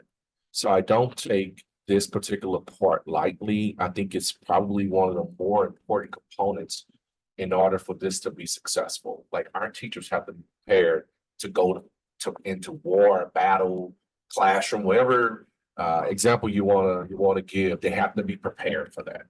And in order to provide our students the type of instruction they need, we have to give them the tools to be successful. And so what the proposal is to create minimum 2 cohorts this summer. These 2 cohorts would go through one in June and one in July. So those individuals who are going on vacation in June, sign up for the one in July. Those who are going in July, sign up for the one in June. We are prepared to compensate those individuals for doing this in the summertime, okay? Not only are we prepared to compensate, we're prepared to provide them the instruction, professional development over several of the topics that are listed here, okay? Really targeting and focusing on the depth and complexity of them. I want to hone in on that part. That's where you're talking about, for us old school people here, Bloom's taxonomy, and teaching at the highest levels of Bloom's versus at the bottom, the lower levels where we're more comfortable. But our kids deserve to be taught at the higher levels of Bloom's and complexity. And then bringing both cohorts together in August when our teachers come back, having a specific day, sort of a launch day for both cohorts to be together. And then also the continual professional development throughout the year, where we're providing supports from the walkthroughs and seeing where we are and seeing what changes or adjustments we need to make sure that we're meeting those levels within the gifted and talented components. That's in a nutshell professional development. I say that, try to wrap it up, but it's robust. It's robust. It's not going to be a light lift, it's a heavy lift. We are currently looking for outside consultants to come in and provide this. Okay. Yeah.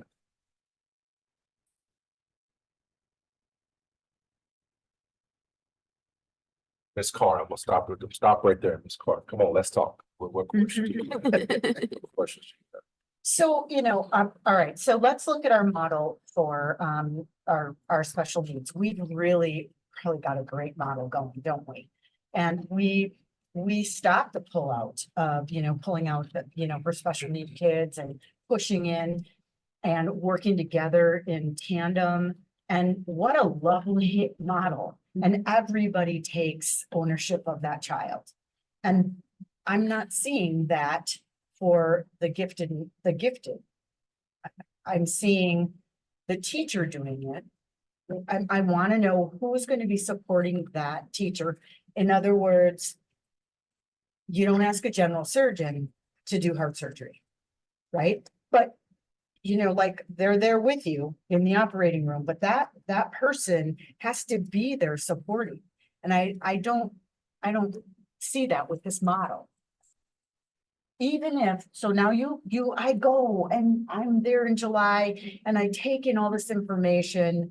And I'm like, oh, this is really great. Now I might have some tools in my toolkit and I'm gonna go, what is this, a program? Is this what is it that we're going to be equipping our teachers with? We're trying to equip our teachers with the skills to provide high quality, rigorous instruction on a We should be consistent doing basis. that anyway. That's tier 1 instruction. Well, I mean, everybody should be doing that. but more focus on at the highest levels of stuff. Okay. Okay. So that's where I think the integration or the differences are going to occur or expected to occur.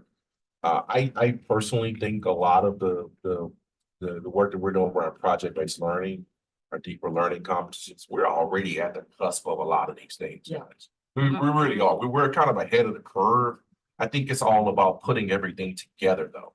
And I will tell you that pulling kids out kind of inconsistently hasn't been really providing, I agree. We agree on that, right? I agree. The program, it's broken.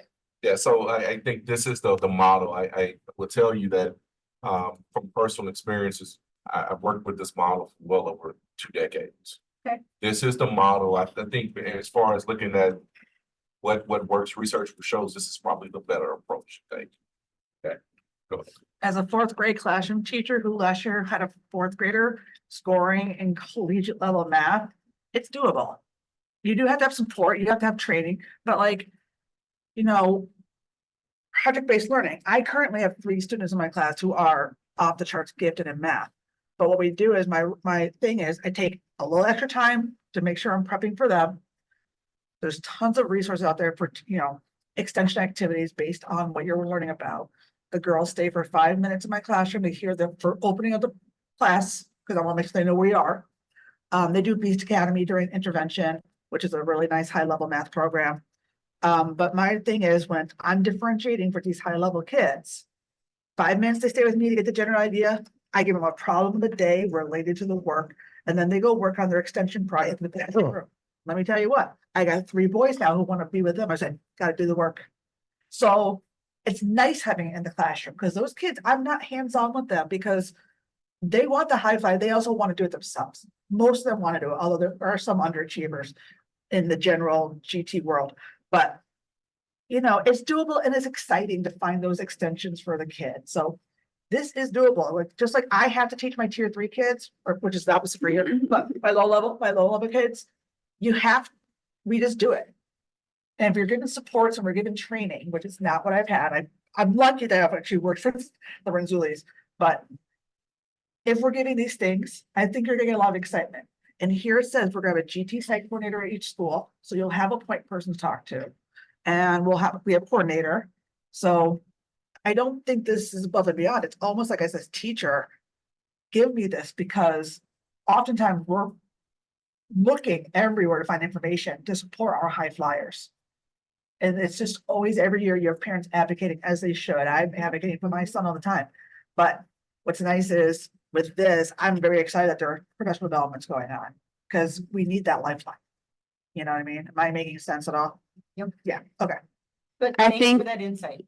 Yeah, the other piece I will add to is that alongside that, it's not just the teacher having to go out and search for things. So Kim has been working very hard, in addition to working through our program plan this year, to develop like a bank of different things like that teachers can go to, and there's videos. So we have, it's called Birdseed TV, where there's videos that teachers can use for themselves for professional development, but also things they can use with their students. We also have been piloting Beast Academy with our students in the area of math as just another option that we would have available that can be used in the classroom that students can be doing. And so Kim has also been meeting when the teachers are bringing students, like problem solving meetings as part of the MLSS process. Kim is there with that expertise to say, here are the strategies and things that you can try. So she is willing to continue to be a part of those meetings, right?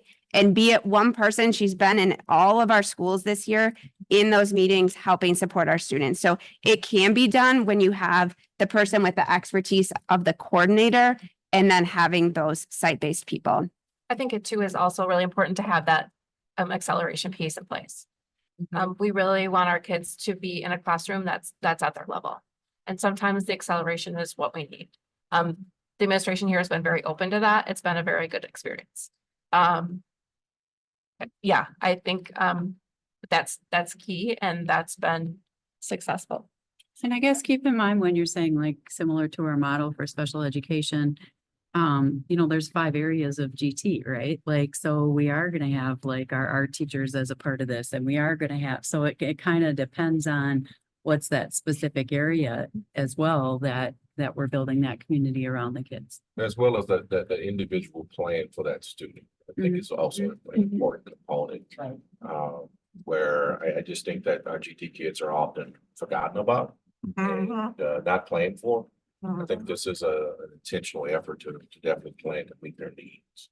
I wish I could take credit for this presentation. I had absolutely nothing to do with it, but it matches a lot of my research as well as my experience. So I'm in full support knowing what works when it comes to this. But I will also tell you guys, this is we're in a fight right now to keep our GT kids.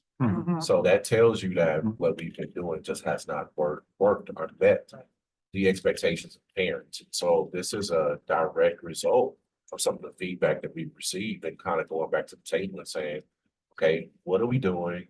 Is it working? If it's not working, then what do we do now? And this is what we are with this.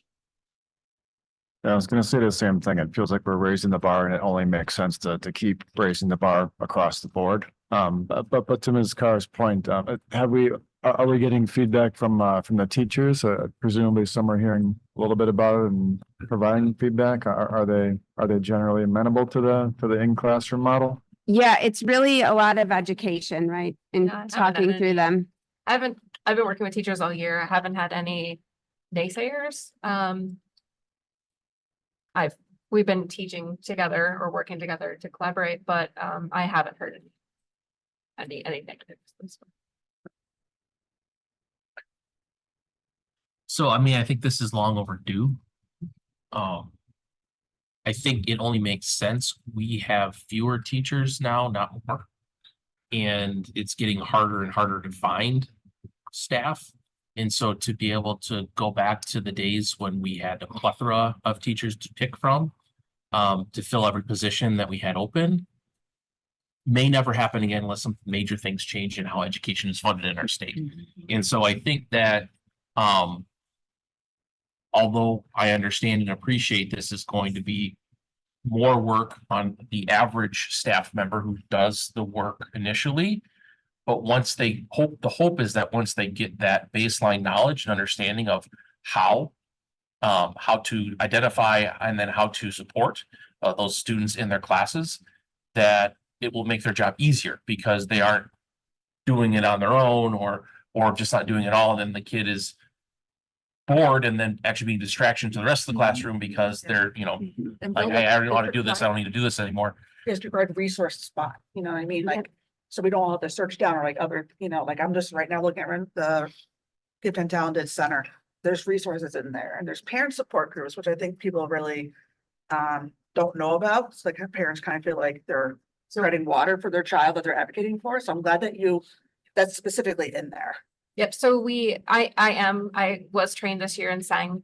I'm a trainer. So soon when we have to have 2 people trained to offer community groups. Once our second person is trained, we will start offering community groups to our families. That's great. So I think the community groups are doubly good because number one, parents might have no idea, like, you know, my kid seems bored. I don't know why, you know, it could be a behavioral thing, like they think it's a behavioral thing, but it's really just because they're not being challenged. Yeah. The number one thing we hear of gifted kids is they learn nothing in school. Yeah. And we want to combat that. And this is the way we think we can combat that. But then it provides support for the parents too, so they know what to ask for. So for special education students, there are a lot of groups out there that say you need to ask for this and no for that. But you don't see as much of that with for gifted. And so I think that is another good thing to bring into our community as something that would just be the norm, you know, that this is something that's an evaluation that can happen. This is a process that you need to go through. And then the education piece. So once this is board approved and once the education piece is for the staff completed, then we definitely want to have those education pieces for the parents and the community as a whole to understand that this is the process that we're using. And if you think that one of your students should be involved in that process, this is how you do it. Because right now, if you ask anybody, be like, I don't know, I got kids, you know, I've been kids in district for a long time. My son was in pull out for a little bit until that teacher was assigned somewhere else because, you know, we didn't have enough. And I'll tell you, that is our goal. Our goal is to have everything on the website accessible to everyone. So So they have a starting point, you know. it is our goal to teach parents. And I'd love to see this added to the Let's Talk thing as an option once we get it up and running. Yeah, it is. I believe you can select gifted and talented as an option because we've received a couple of Let's Talk already this year. So. People looking for the website right now. Yeah.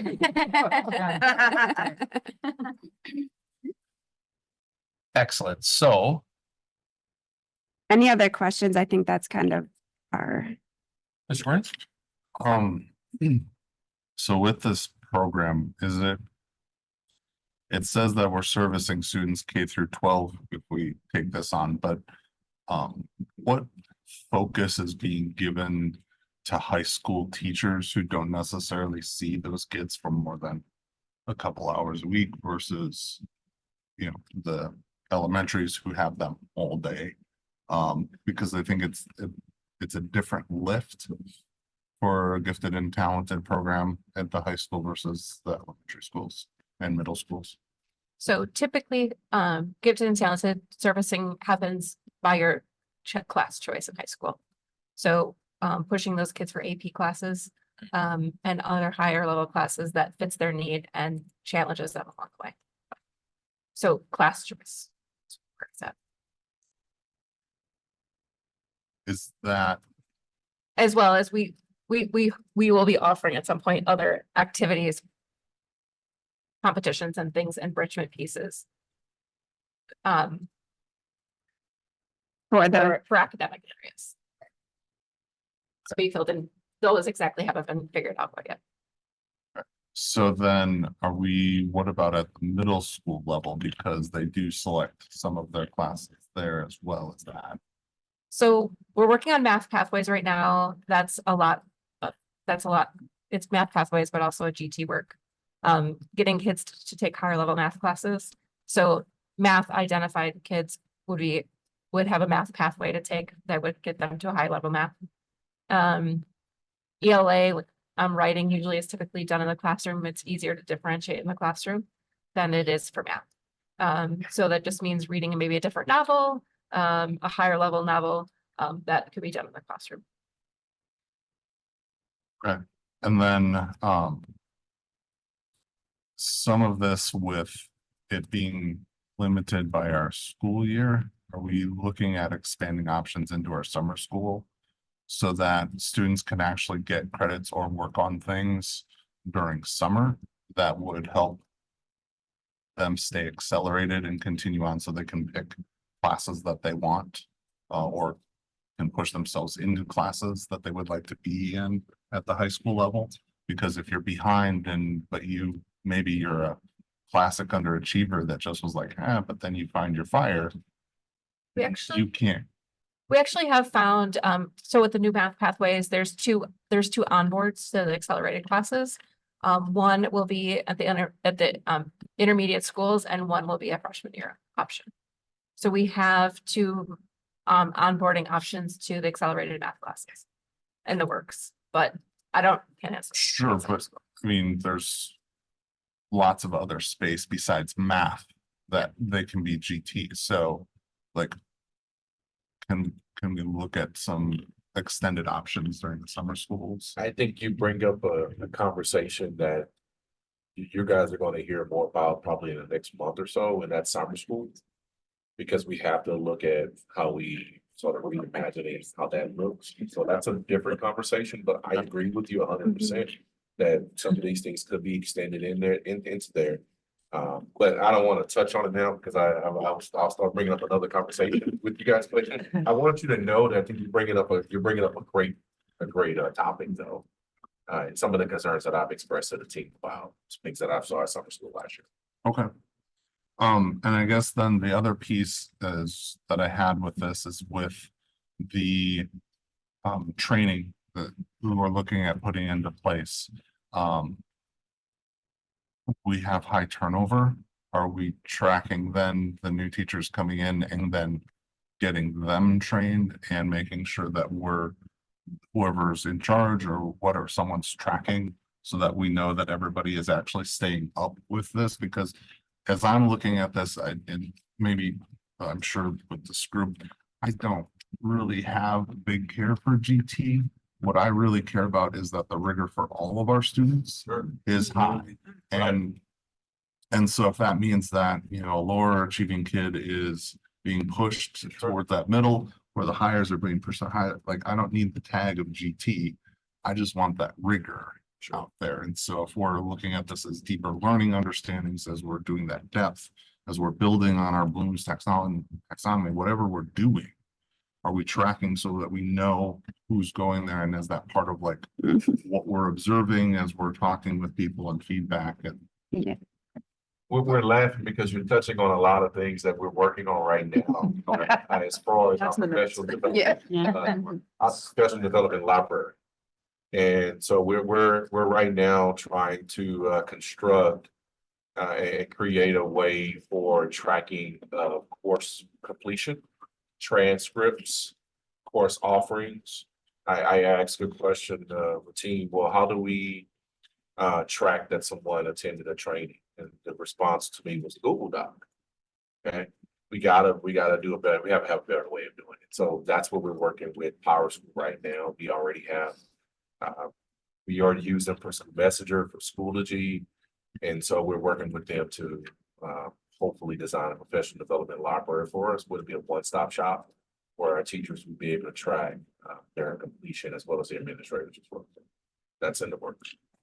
Yeah, and I think just adding on to that, like we know we would start with these cohorts, right? Like and start training, but it's an ongoing process to make sure that all teachers are going through that. So yes, we have to track who our new teachers are and make sure that we're thinking strategically throughout next year, like how those trainings continue as well into the following summer, right? Like it's an ongoing piece as well as like continuing to go back and do that.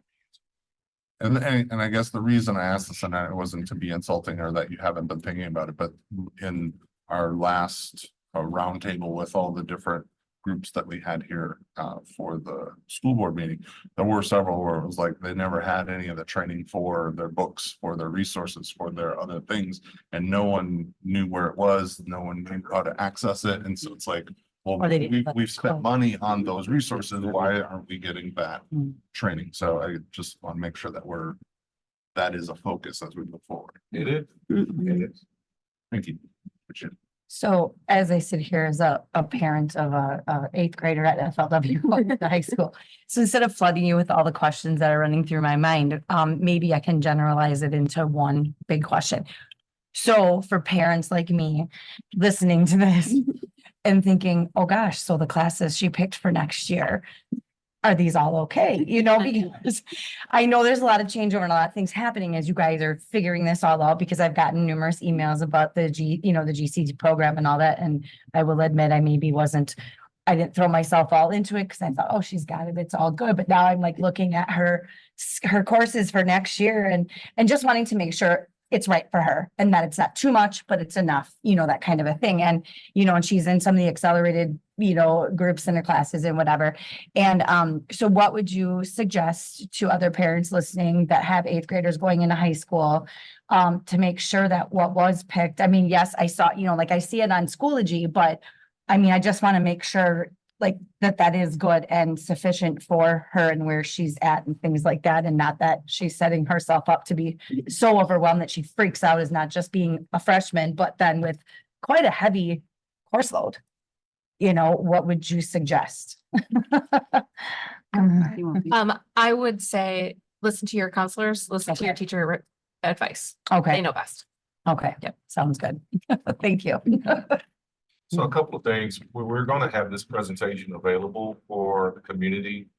We're also going to create an FAQ, but we'll have sort of some running questions because this is a lot of conversation. And what I am going to ask all of our board members, if they could, just email some questions that you can think of. As Cara is looking at me, I know she has a million of them. And I know she's going to hit me at some point with no, but please, we're trying to make sure that we have the best product for our communities. And so if your feedback is definitely needed, and that's not only to the board, but also to the community who are watching us at home. Please send us any suggestions or questions that you may have, but look out for that for this presentation as well as the FAQ.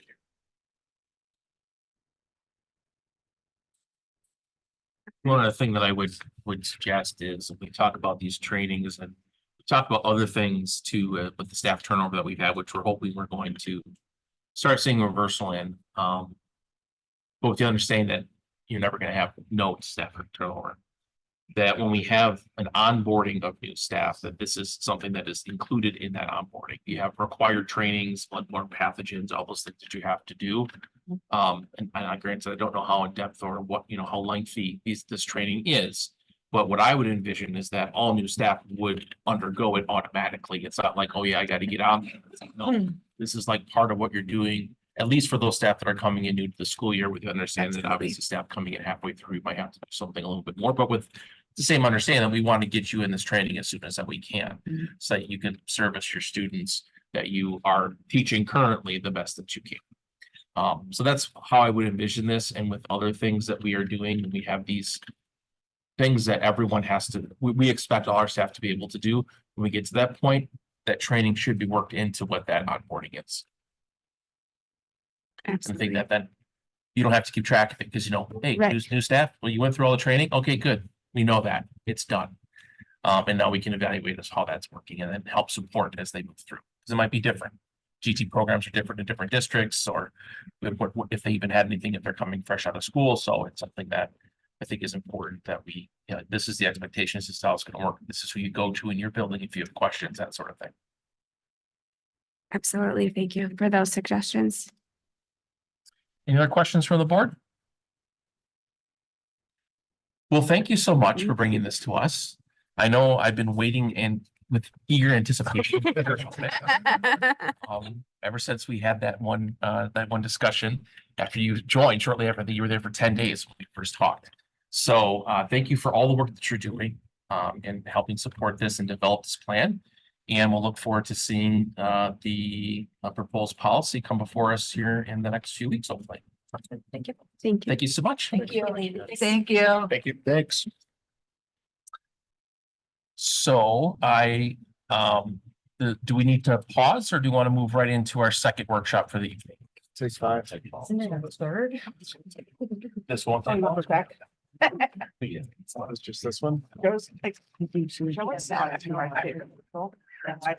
took my graduate course with Bell Sigley. Just for record, you say you needed a break. Like to show creativity. It's awesome. Let's take a hard 5-minute recess. That's on you, Can I swap? Mr. President. Good. Welcome back from our brief recess. Moving on to our second workshop for the evening on human growth and development. We have Mr. Hengel and Ms. Sage again. Welcome. Do you have any preamble on this one? All right. Quick introduction. Adam is going to take it away since this has already come to the board a number of times previously. And just a reminder that what's here is based on the National Human Sexuality Standards. So that's the basis of where this information's come from. And it's also a part of what we're trying to do to create a safe space for all students. All right. thanks for the opportunity tonight. So I'll just get right into it. Like Laura said, we've kind of been working with the NSES and also working with our own Wisconsin statutes. So I put in the PowerPoint a number of statutes that kind of guide our work. As if you look on DPI's website, they have like a 424 page kind of guiding document for all of your needs for human growth and development. So as many of you know, we have an ad hoc committee that meets pretty regularly over the past year and a half, kind of working on some changes that is going to be inclusive for all of our students and develop some programming that's really going to be impactful for our students that attend our school district. So just a couple of state statutes, really high level. That, you know, we have this advisory committee that's set up, but ultimately the decision lies with the school board. So I'm going to kind of talk about the process a little bit, and we have healthcare professionals on our committee. We have myself, our PE lead, we have community members, we have parents. So there's a number of different people that are in attendance when looking at this. And so there's just a couple of really important statutes. I know this is kind of small, so I'm gonna look through that if you can't read it. But there are a couple of things that are required for us. So this idea that Laura was talking about of safe space for all of our students. So this is one of our important factors in our elementary programming is creating an effective means by which pupils may recognize, avoid, prevent, and halt physically or psychologically intrusive or abusive situations. So we talk a lot about like, what does a safe person look like, and what do healthy relationships look like when they our students are young.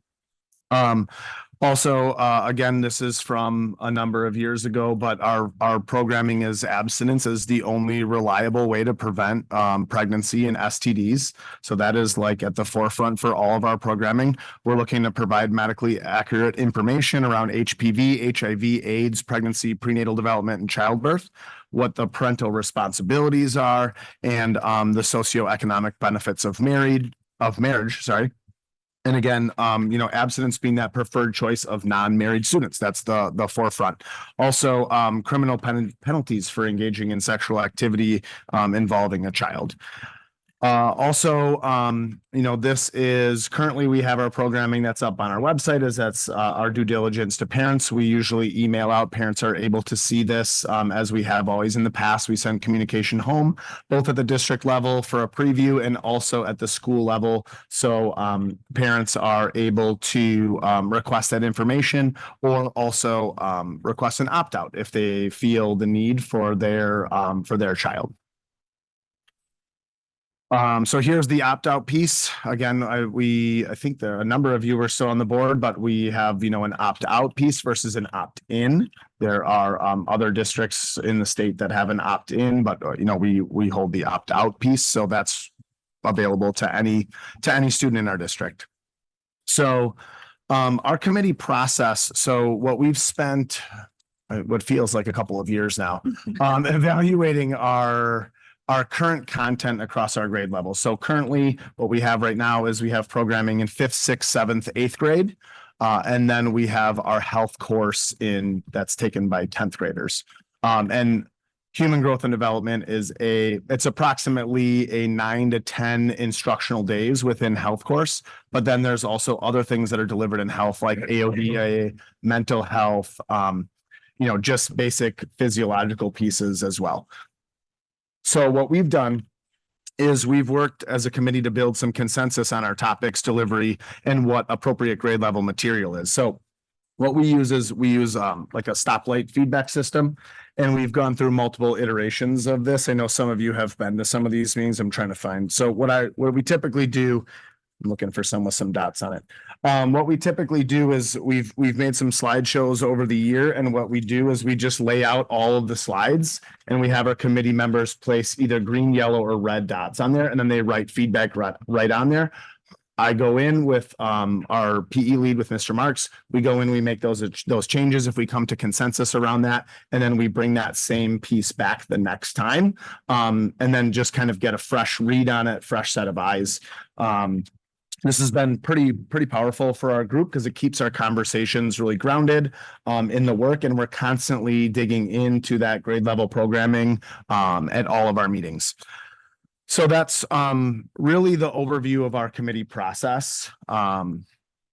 And so some pieces that we want to focus on in some shifts from our committee's kind of recommendation, and this is an opportunity for feedback from you all, is we have had a lot of feedback over the years on shifting lesson delivery from 5th grade down to 4th grade.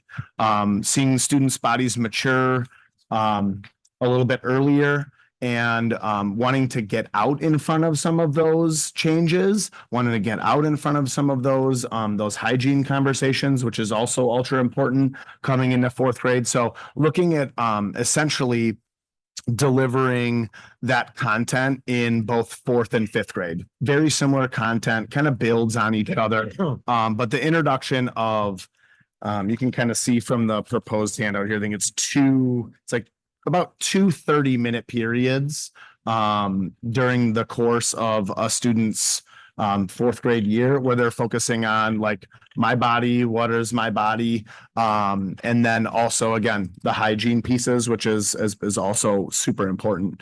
So when you look at this is like boys and girls are separate. It's taught by a counselor or also a classroom teacher, dependent on the staffing personnel within the building. So that is one of our key shifts. Again, this is based on feedback from teachers, based on feedback from parents. And I know that we've kind of talked about this before within committee. Yeah. Is there an opportunity for like teachers who are not comfortable teaching it, like teachers know, like if they want a counselor to do it or something, that's okay? Yeah, usually we've seen people pair up too. Yeah. So you have like, it might be counselor and teacher. Gotcha. Again, sometimes you get the dependent on personnel, because sometimes in some of our elementary schools, you might only have 1 or 2 male staff members. So we've seen some sharing there in staff members as well. Sometimes it might be, a PE teacher, because a lot of our PE teachers have that additional health license. Right. So they have the experience in that, which is great for our students to be able to learn, what's happening in their bodies. Thank you. Mr. Stickett. Any other questions on that? Okay, perfect. Again, our main pieces is as much as it is human growth and development, we're talking about, there's a lot of hygiene pieces in here all through 4th through 8th grade. Also, we're working to work on our inclusive language. So I printed off our board policy on non-discrimination guidelines related to students who are transgender and students non-conforming to gender role stereotypes. So that's 411. And this is really also a recommendation from the National Sexual Education Standards, is to have an inclusive programming that what's my language I use? It's in 8th grade here. Understanding how intersecting identities can play a role in influence and beliefs in expectations around gender identity, gender roles, gender expression, and sexual orientation. So this has come up as a group, and we've talked about where this fits appropriately for our students to learn about where gender roles, gender expression, gender identity come from. And we've kind of placed that. The National Sexual Education Standards give you a range, should be somewhere between 6th and 8th grade. We've kind of talked about it in 8th grade as an ad hoc committee, kind of seems like where we would put that. We all kind of agreed on pieces like that. I think one thing that we're kind of working on and figuring out how to be respectful, where you're not just listing terms for things like gender identity and expression, but how are you able to draw this into a learning experience for all students? So we kind of looked at the board policy for this, and some of our key terms that we're recommending that we cover are basically just the bullet points in the definitions. So in that policy, we have sex or biological sex, gender identity, transgender, gender nonconforming, gender expression, and preferred gender pronoun or PGP. So this is kind of what we've talked about as a committee, where we're also doing some research with some different organizations, one of our community partners that works for Aurora Medical, she sent me some things over the other day on how we can be inclusive in our language, how we can be inclusive in our communities, and how we can welcome all students so that they feel respected and welcome into our classroom communities. Because that's, ultimately the work of all of us as board members, as curriculum people, as student supports. So we want to make sure that that is fully forward in our programming as well.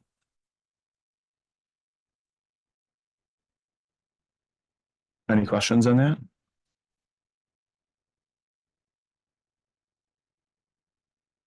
So 8th grade is where we're looking at talking about this. The suggestion is 6th to 8th grade. To me, I would put it in 7th grade then, if the range is in the middle of that. The other thing is that when you're dividing people by boys and girls, that becomes a difficult thing for someone who may not be identifying as a boy or a girl, or maybe their biological sex is one, but they're leaning more towards the other. And what strategies we have in place to be able to address that? So when they're asked to divide up, they don't have to, as a child, have to try to figure out how am I going to navigate this. That is something that actually hasn't come up in our committee. So I can take that back to our group too and have a conversation around that and kind of feel out what's best practice from surrounding districts, national experts, things like that.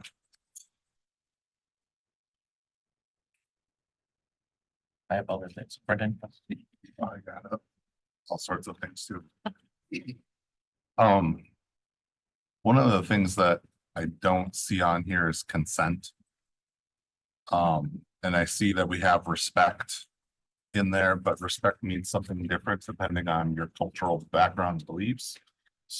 I think consent is more certain. And so I would really like that consent piece, but I don't want it in 4th grade. We've already talked with our 4-year-old about consent. So like that should be something that's constant up through. I think too, the terminology for the parts, we're talking about it at 4th grade here.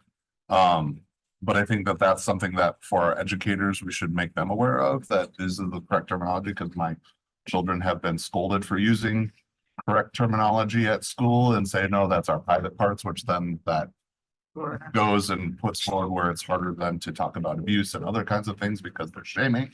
So that might be something that we need to do further down and for all of our staff and educators.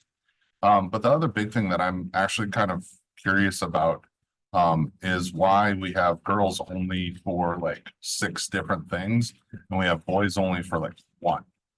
And I understand that girls have different needs to be covered than boys, but I also know that boys think that when girls have their menstrual cycle, they think it's magic because they've never been talked to about it. Why don't we talk with the boys about understanding menstrual cycles? Why don't we talk to them about what would be expected? Because that's important for them to be aware of as well. Because otherwise it creates this taboo of like, wait, why is this happening? What's wrong with you? Yeah. That would happen in 6th grade. So, right. But I think it would be easier to get it to happen sooner. So like when you have girls only in 4th grade, because they have 3 girls only things, there's no boys only thing there. Why don't the boys get that there too? Because when they're younger, it's often easier because there's less awkwardness at that point. Just curiosity. Where if we do it at 6th grade, now everybody's going to be giggling because they're talking about things. And cycles start in 4th grade now. Right. Scary enough. Can I have the consent? What was that in relation to that you were? Everything. Consent to touch someone, consent to approach for contact, consent to be in their space, consent. Because there's all of those things come around whether or not you have permission to do something. And then we kind of go into where, well, it's like when you're trying to date someone, well, you just keep going after them. Maybe they'll say, well, no, they've said no. So your consent is revoked.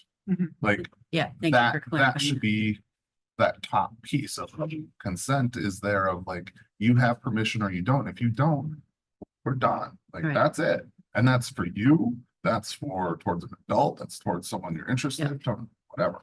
I was just clarifying because there's some consents that given age, there is no consent. Right, no, but I think we talk about that, right? Keeping your hands to yourself. Like that's part of, you learn about that as a child, like you keep your hands to yourself, right? You don't do that. So that is, in a way, Yeah. learning about consent. That's is, different but- though than like, can I give you a hug and you can say yes or no? Yes. Yeah. My body is my space. Yeah. What I'm saying is the idea is already there. The idea of you don't touch somebody unless that you know it's okay to do that. Yes, but I want the work. Right. Got it set. But I think it's important, like you need to put it in terms that they can understand. Yeah. They understand consent. I work with kids, They very much do. adolescents. They understand what consent means. Consent permission. Go ahead, Amy. Mr. Burns, I'm going to have to disagree with you on this one. I, as a parent of a 5th grader, of a 10-year-old, I don't know, because if you're saying that we should be teaching them about girls and periods, well, then now we're going to teach about girls about boys and erections. And I don't know if I don't feel that, I'm telling you as a parent, I don't know that I would feel comfortable in the elementary level. And I don't, and I'm not trying to sound like a prude or anything, but I just, 6th grade, I'm good. I don't know. I feel like that's something that I feel that's something that I would want as a parent that make that decision if I wanted to introduce that information to my child before 6th grade. So You'd have that that's- option to opt out, right? Yeah, well, yeah. But if you're opting out for one, you would lose so much when you opt out for that. I have to agree with Ms. Deal. Working with 4th graders and a 5th grade child in my house, I do agree. Or I mean, just since we're throwing it out there, I've got a 2nd grade and a 6th grade and I've got I a know, 3-year-old. So like, we've already talked about those things. We've talked about erections with our 3-year-old. Like, it's not taboo. It's something not that should taboo, be but out we all there. have, Understand. we all have our own we all have our own ideas of when things should be introduced. And I'm saying it's my personal opinion as a parent right now of a 10-year-old, a 5th grader, I wouldn't feel comfortable. Now, some parents might. I'm just providing that feedback that's where I feel it's 6th grade, I think is an appropriate time. So. And we've talked about in our communication that's drafted that goes home is it's really the partnership between the school and home. So like, yes, we play a role in that, but like we've talked about a committee, when you're talking in 4th and 5th grade, you have 60 minutes out of 174 instructional days. Times 8 hours a day, you're in the thousands of hours and we're talking about 60 minutes. So, more as a staff member, whether it's a counselor or a teacher, they're creating like that high level piece. And we've talked about also in our parent communication of even just like sentence starters and questions that families could be asking at home. That way, if they feel that it is appropriate that they want to talk about that, with their family members, then that's kind of like their choice.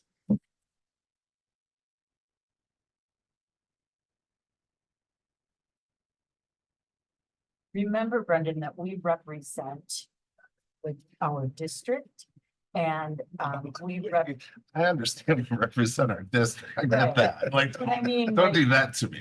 What I'm saying though is that we represent this whole staff. No, it's not my personal. This is a public thing that needs to be out there. We need to have this as an open conversation. Right. So I am representing the public when I say that we all need to talk about this. Boys need to understand about menstrual cycles. I'm sorry, they do, because otherwise they get to high school and they have no idea what's going on stuff. Right. Because they're too busy giggling at 6th grade. So like, I think that we should be engaging them more. I don't like seeing girls only, boys only. I also don't like it because of the same issues of like, if we have a student that's not identifying as one or the other, where do they go? What do they do? And if it's girls only, boys only, that limits us. Whereas if it is everybody gets it, then it doesn't matter if it's girls only, boys only, or it's everybody in there. They're still getting all of that information. Now, we also are dealing with a lot of people in the public who aren't necessarily trained on talking with students about this. We're dealing with parents that may be uncomfortable themselves talking about this. And so we're offering this as something for everybody so that we can fill that gap. If they can't, even if we send home questions, they may not be able to ask those questions because of their discomfort. Right. I see pros and cons on both sides of the argument here, but here's my concern. If we get a little bit too aggressive in what we're talking about and when we're talking about it, then yes, opt-out is an option. But if we see the number of opt-outs increase, then what good are we doing anyway? Because then we're having that conversation with less students anyway. So that would be my concern if we try to start doing a little bit too much in bigger groups or not separating, is you're going to have a section of families that might say, hold up, too much too soon. Yeah. And ultimately, they're the ones that make that decision. So that would be where my concern comes in, because then we're back to the drawing board to a degree. Just want to give them as much as they will allow us to give them. And that's the other piece of this, and I think it's been touched on numerous times, but this really is a partnership. Really, a lot of these conversations should be had before they're even having this conversation in school, right? So if this is the first they're hearing about it, that's probably a different issue. But we have to keep that in mind. It is a partnership. So while, to your point, we have 30 minutes twice, right? Or 60 minutes total, whereas these children are living with their parents and should have more conversations around these topics. So when it comes to what is taught when, I always defer to whatever the experts say. So if was it the national, was it the Sexuality education standards. You know, I was if like, they it's say really that small. in fourth grade, this is how it should be divided up. In fifth grade, this is the appropriate topics.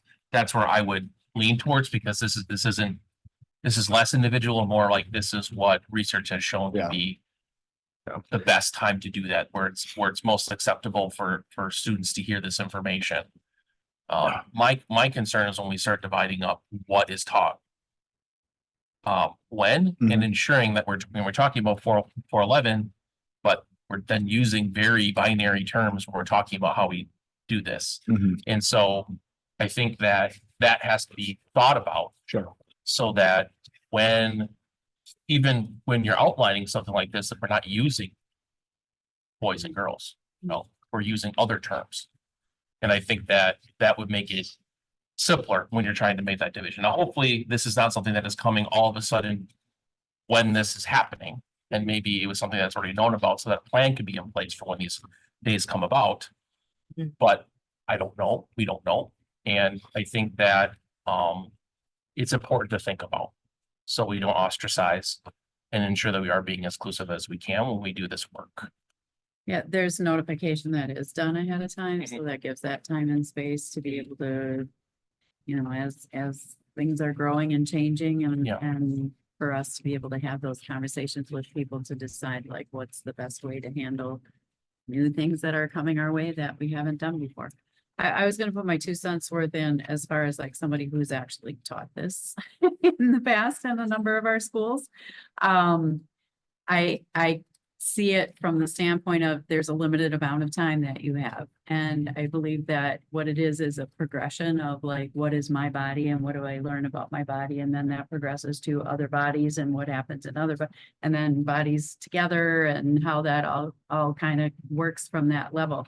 But with that, understanding exactly what you're saying as far as, but are we separating this to start with what is my body? Like, so we definitely need to come into a space where we start being open to those conversations and making sure that, as I said in the very beginning, we are providing a safe space for all students. So my other thing is abstinence. And I know. What? Oh, okay. No, I was just talking to myself. Late evening. So I understand and agree that abstinence is the best way to not get pregnant and not to get STDs. 100% agree with that. However, we talk about abstinence. Where do we talk about birth control? 8th grade. So we talk about failure rates, acceptance rates. There's some prevention, second bullet point, causes, symptoms. It kind of falls in with STDs, STIs, around, and it's like looped into that. Okay. So But also, we talk about failure rates, but we don't talk about success rates. So we talk about the negatives of birth control. Is that what I'm hearing? No, he said that, he said. I'm asking. no, right. We're, Oh,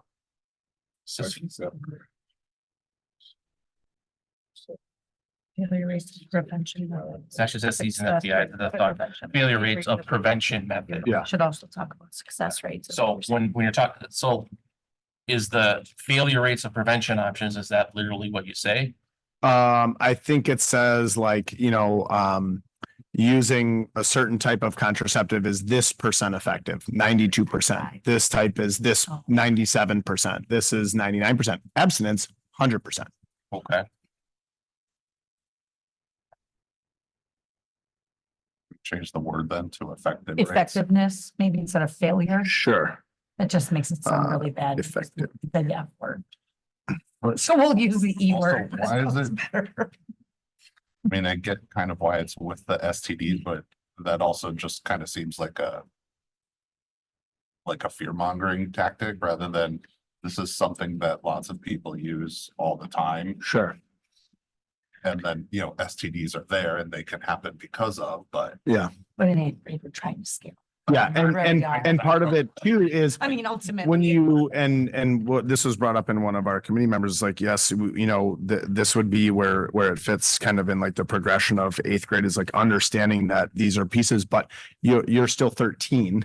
You are still under the age of, if you want to go with consent or, you're under the age to really, Raise a child. yes. You're a child. but it's happening. Correct. Yeah. But we don't want to say that. Yeah. Why? Because our goal is to prevent it before it happens. So that's the I don't angle we're want trying trees to cut come at. down, but they're still gonna get cut down. We're trying Like- preventative measure. I mean, But that's, we all But know. preventative measures don't, by not saying something that doesn't prevent anything. Sure. Giving people But again, you're keeping in information mind, you does. only have 60 minutes. I too. get it. I think I'm that's. just saying, if we 120. separate Mhm. that piece of like, Right. this is something that lots of people use if they are sexually active. And that's what it can be.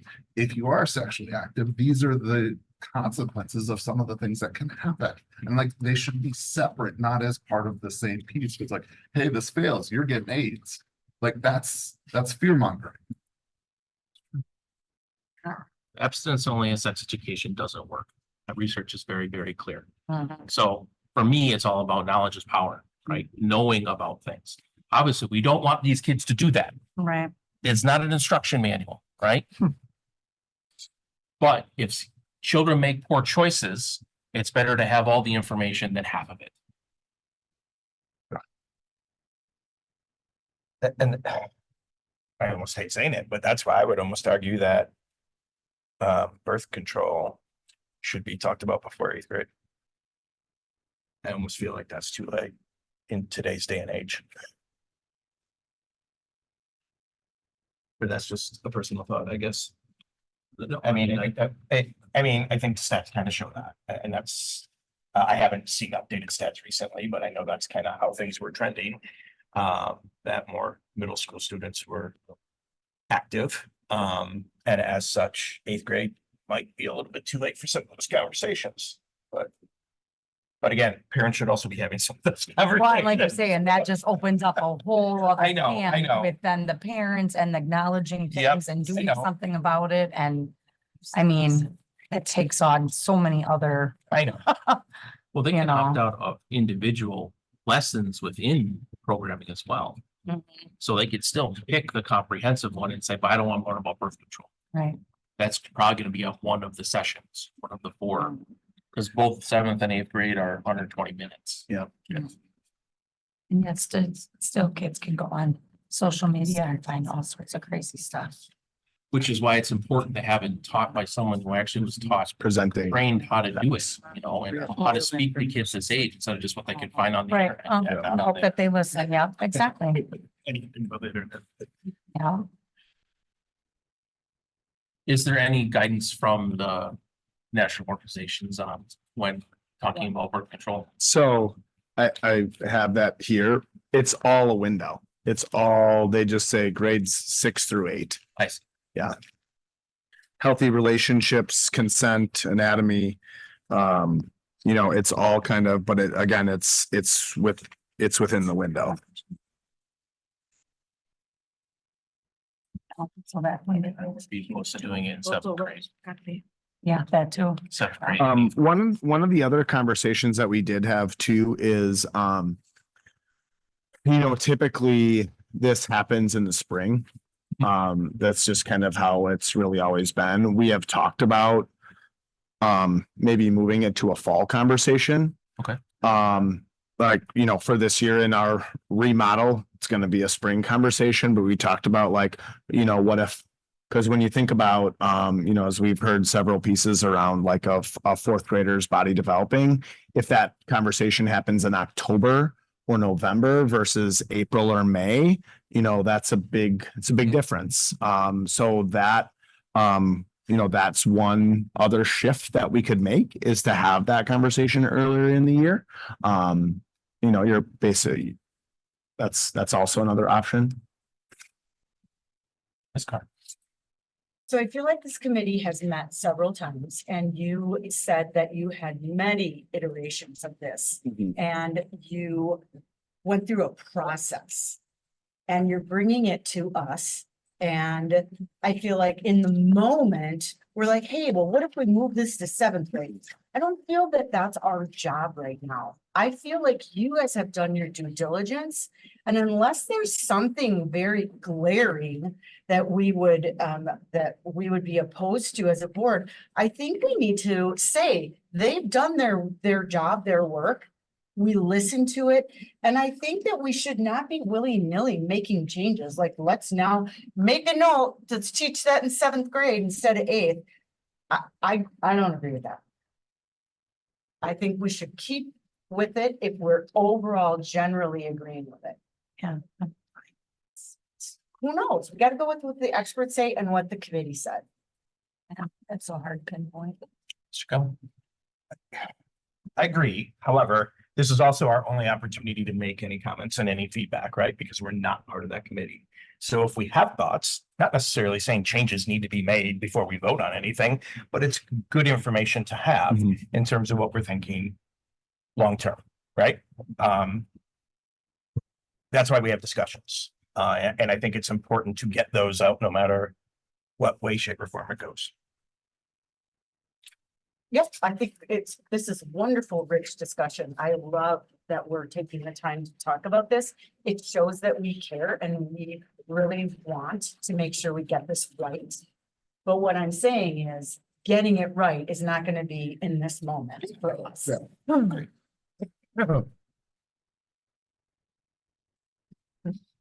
it's a workshop, right? So the next step would be the approval of this process.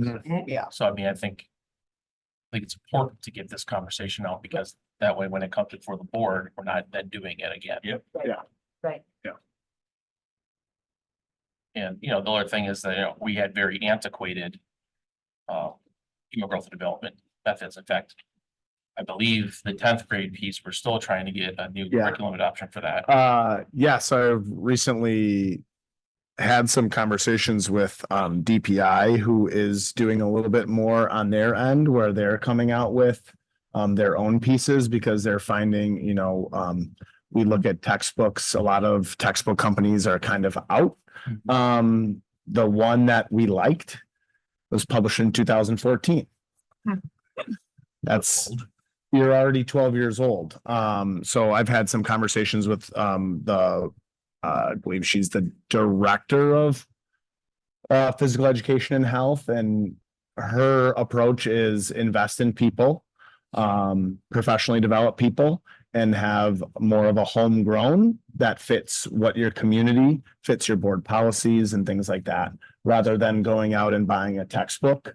her guidance is kind of like invest in the people, and DPI has come out with a number of different resources that haven't been available to us prior to this year. So is the plan to do that then? Or That's the plan. that's the plan? Yeah. And this curriculum, what is this? This is all homegrown. So what we've done is in all of our slideshows, we've used some pieces that we've had from the past.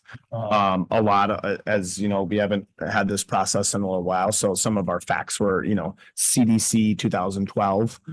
So we've updated some of those pieces as well. And kind of matched our objectives, especially with the guidance from the NSES and also the state statutes. Yeah. Not to exacerbate this real quick, do we teach kids that birth control can be used for other things as well, other than? Or like other sex? health Like, benefits of birth control? It's prescribed so often now to help people on their periods or even like acne, so I just wanna make sure, like, if someone's like, oh my God, they're. I was gonna say, because our pediatrician brought it up, that's why I was like, as far as putting an age on it, it's really kind of hard to, because it is brought up for so many other reasons than just sexually active kids. Yeah. At that point, you'd be better, talking about using condoms and, contraception that way might be easier. You know what I mean? Just because they do use it for multi-purpose. I'm glad you brought that up. Yeah. That's a good point. I think that's a really good point. Yeah, it was her idea. I just spoke it into existence. Because that is true. Yeah, a lot more than they ever You know, used. people suffer unnecessarily and they could take a very simple, very safe medication and be able to learn better. Those are not in pain. One last prod. It's not bad, actually. It comes off of what Noah said.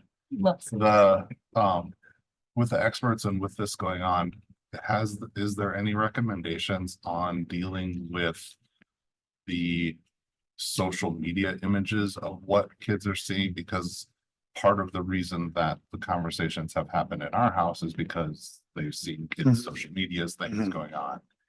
Like, is there something out there? Because that tends to put a very skewed view of human sexuality out there. Yeah, I think, in fifth grade, there's some pieces on the promoting self-esteem and healthy body image. I believe in sixth grade also, we talked about, the idea of the self-respect and respecting others.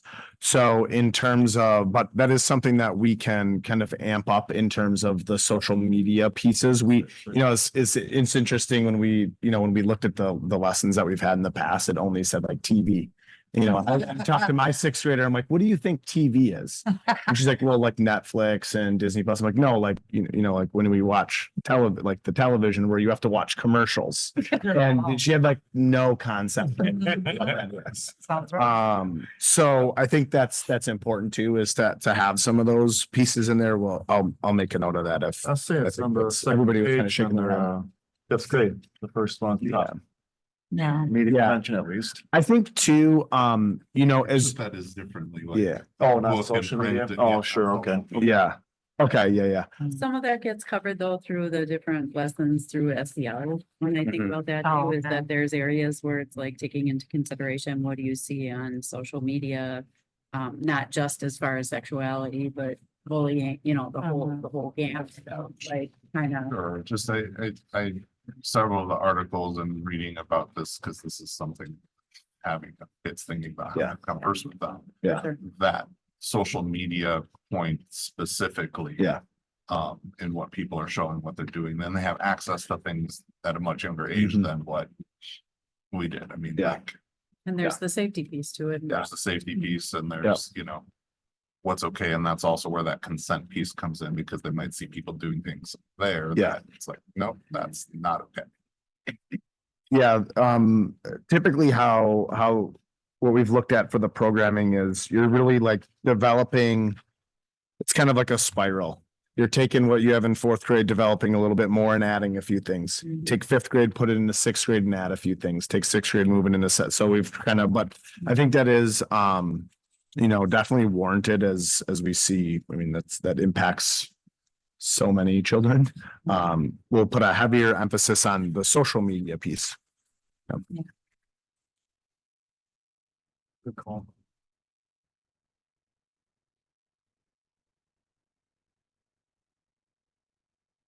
Any other questions? Guess not. When was come back? Okay, so our hope we'll be meeting again as an ad hoc committee sometime between now and April 8th. And that is when our goal to have come back is April 8th. And then when we have approval, it'll be a quick process for us to be able to post this up on the website. So parents can review, send out the grade level specific pieces for the preview as we've had those preview pieces. So those individual communications go home to families from the district level at that higher end. And then the school level communication will happen after that. And then that's where they'll say, here's the specific date and the time in which your child's going to receive programming, or times, I guess, depending on what grade level you're in. And then the opt-out pieces attached to that. And that's kind of our goal. So, sometime between now and, obviously the end of the year. I think too, moving forward with our committee piece is this year, this might be a spring piece, but I'll bring it up back to the ad hoc committee of rotating this to the fall. So then we're catching things 6-7 months earlier in some cases. I think that is something that had come up. We had it in some notes before, and I'm glad that it came up here because I think that's a good move on our part. Yeah, I think earlier is better. Yeah. In those grades. Yeah. Good. All right.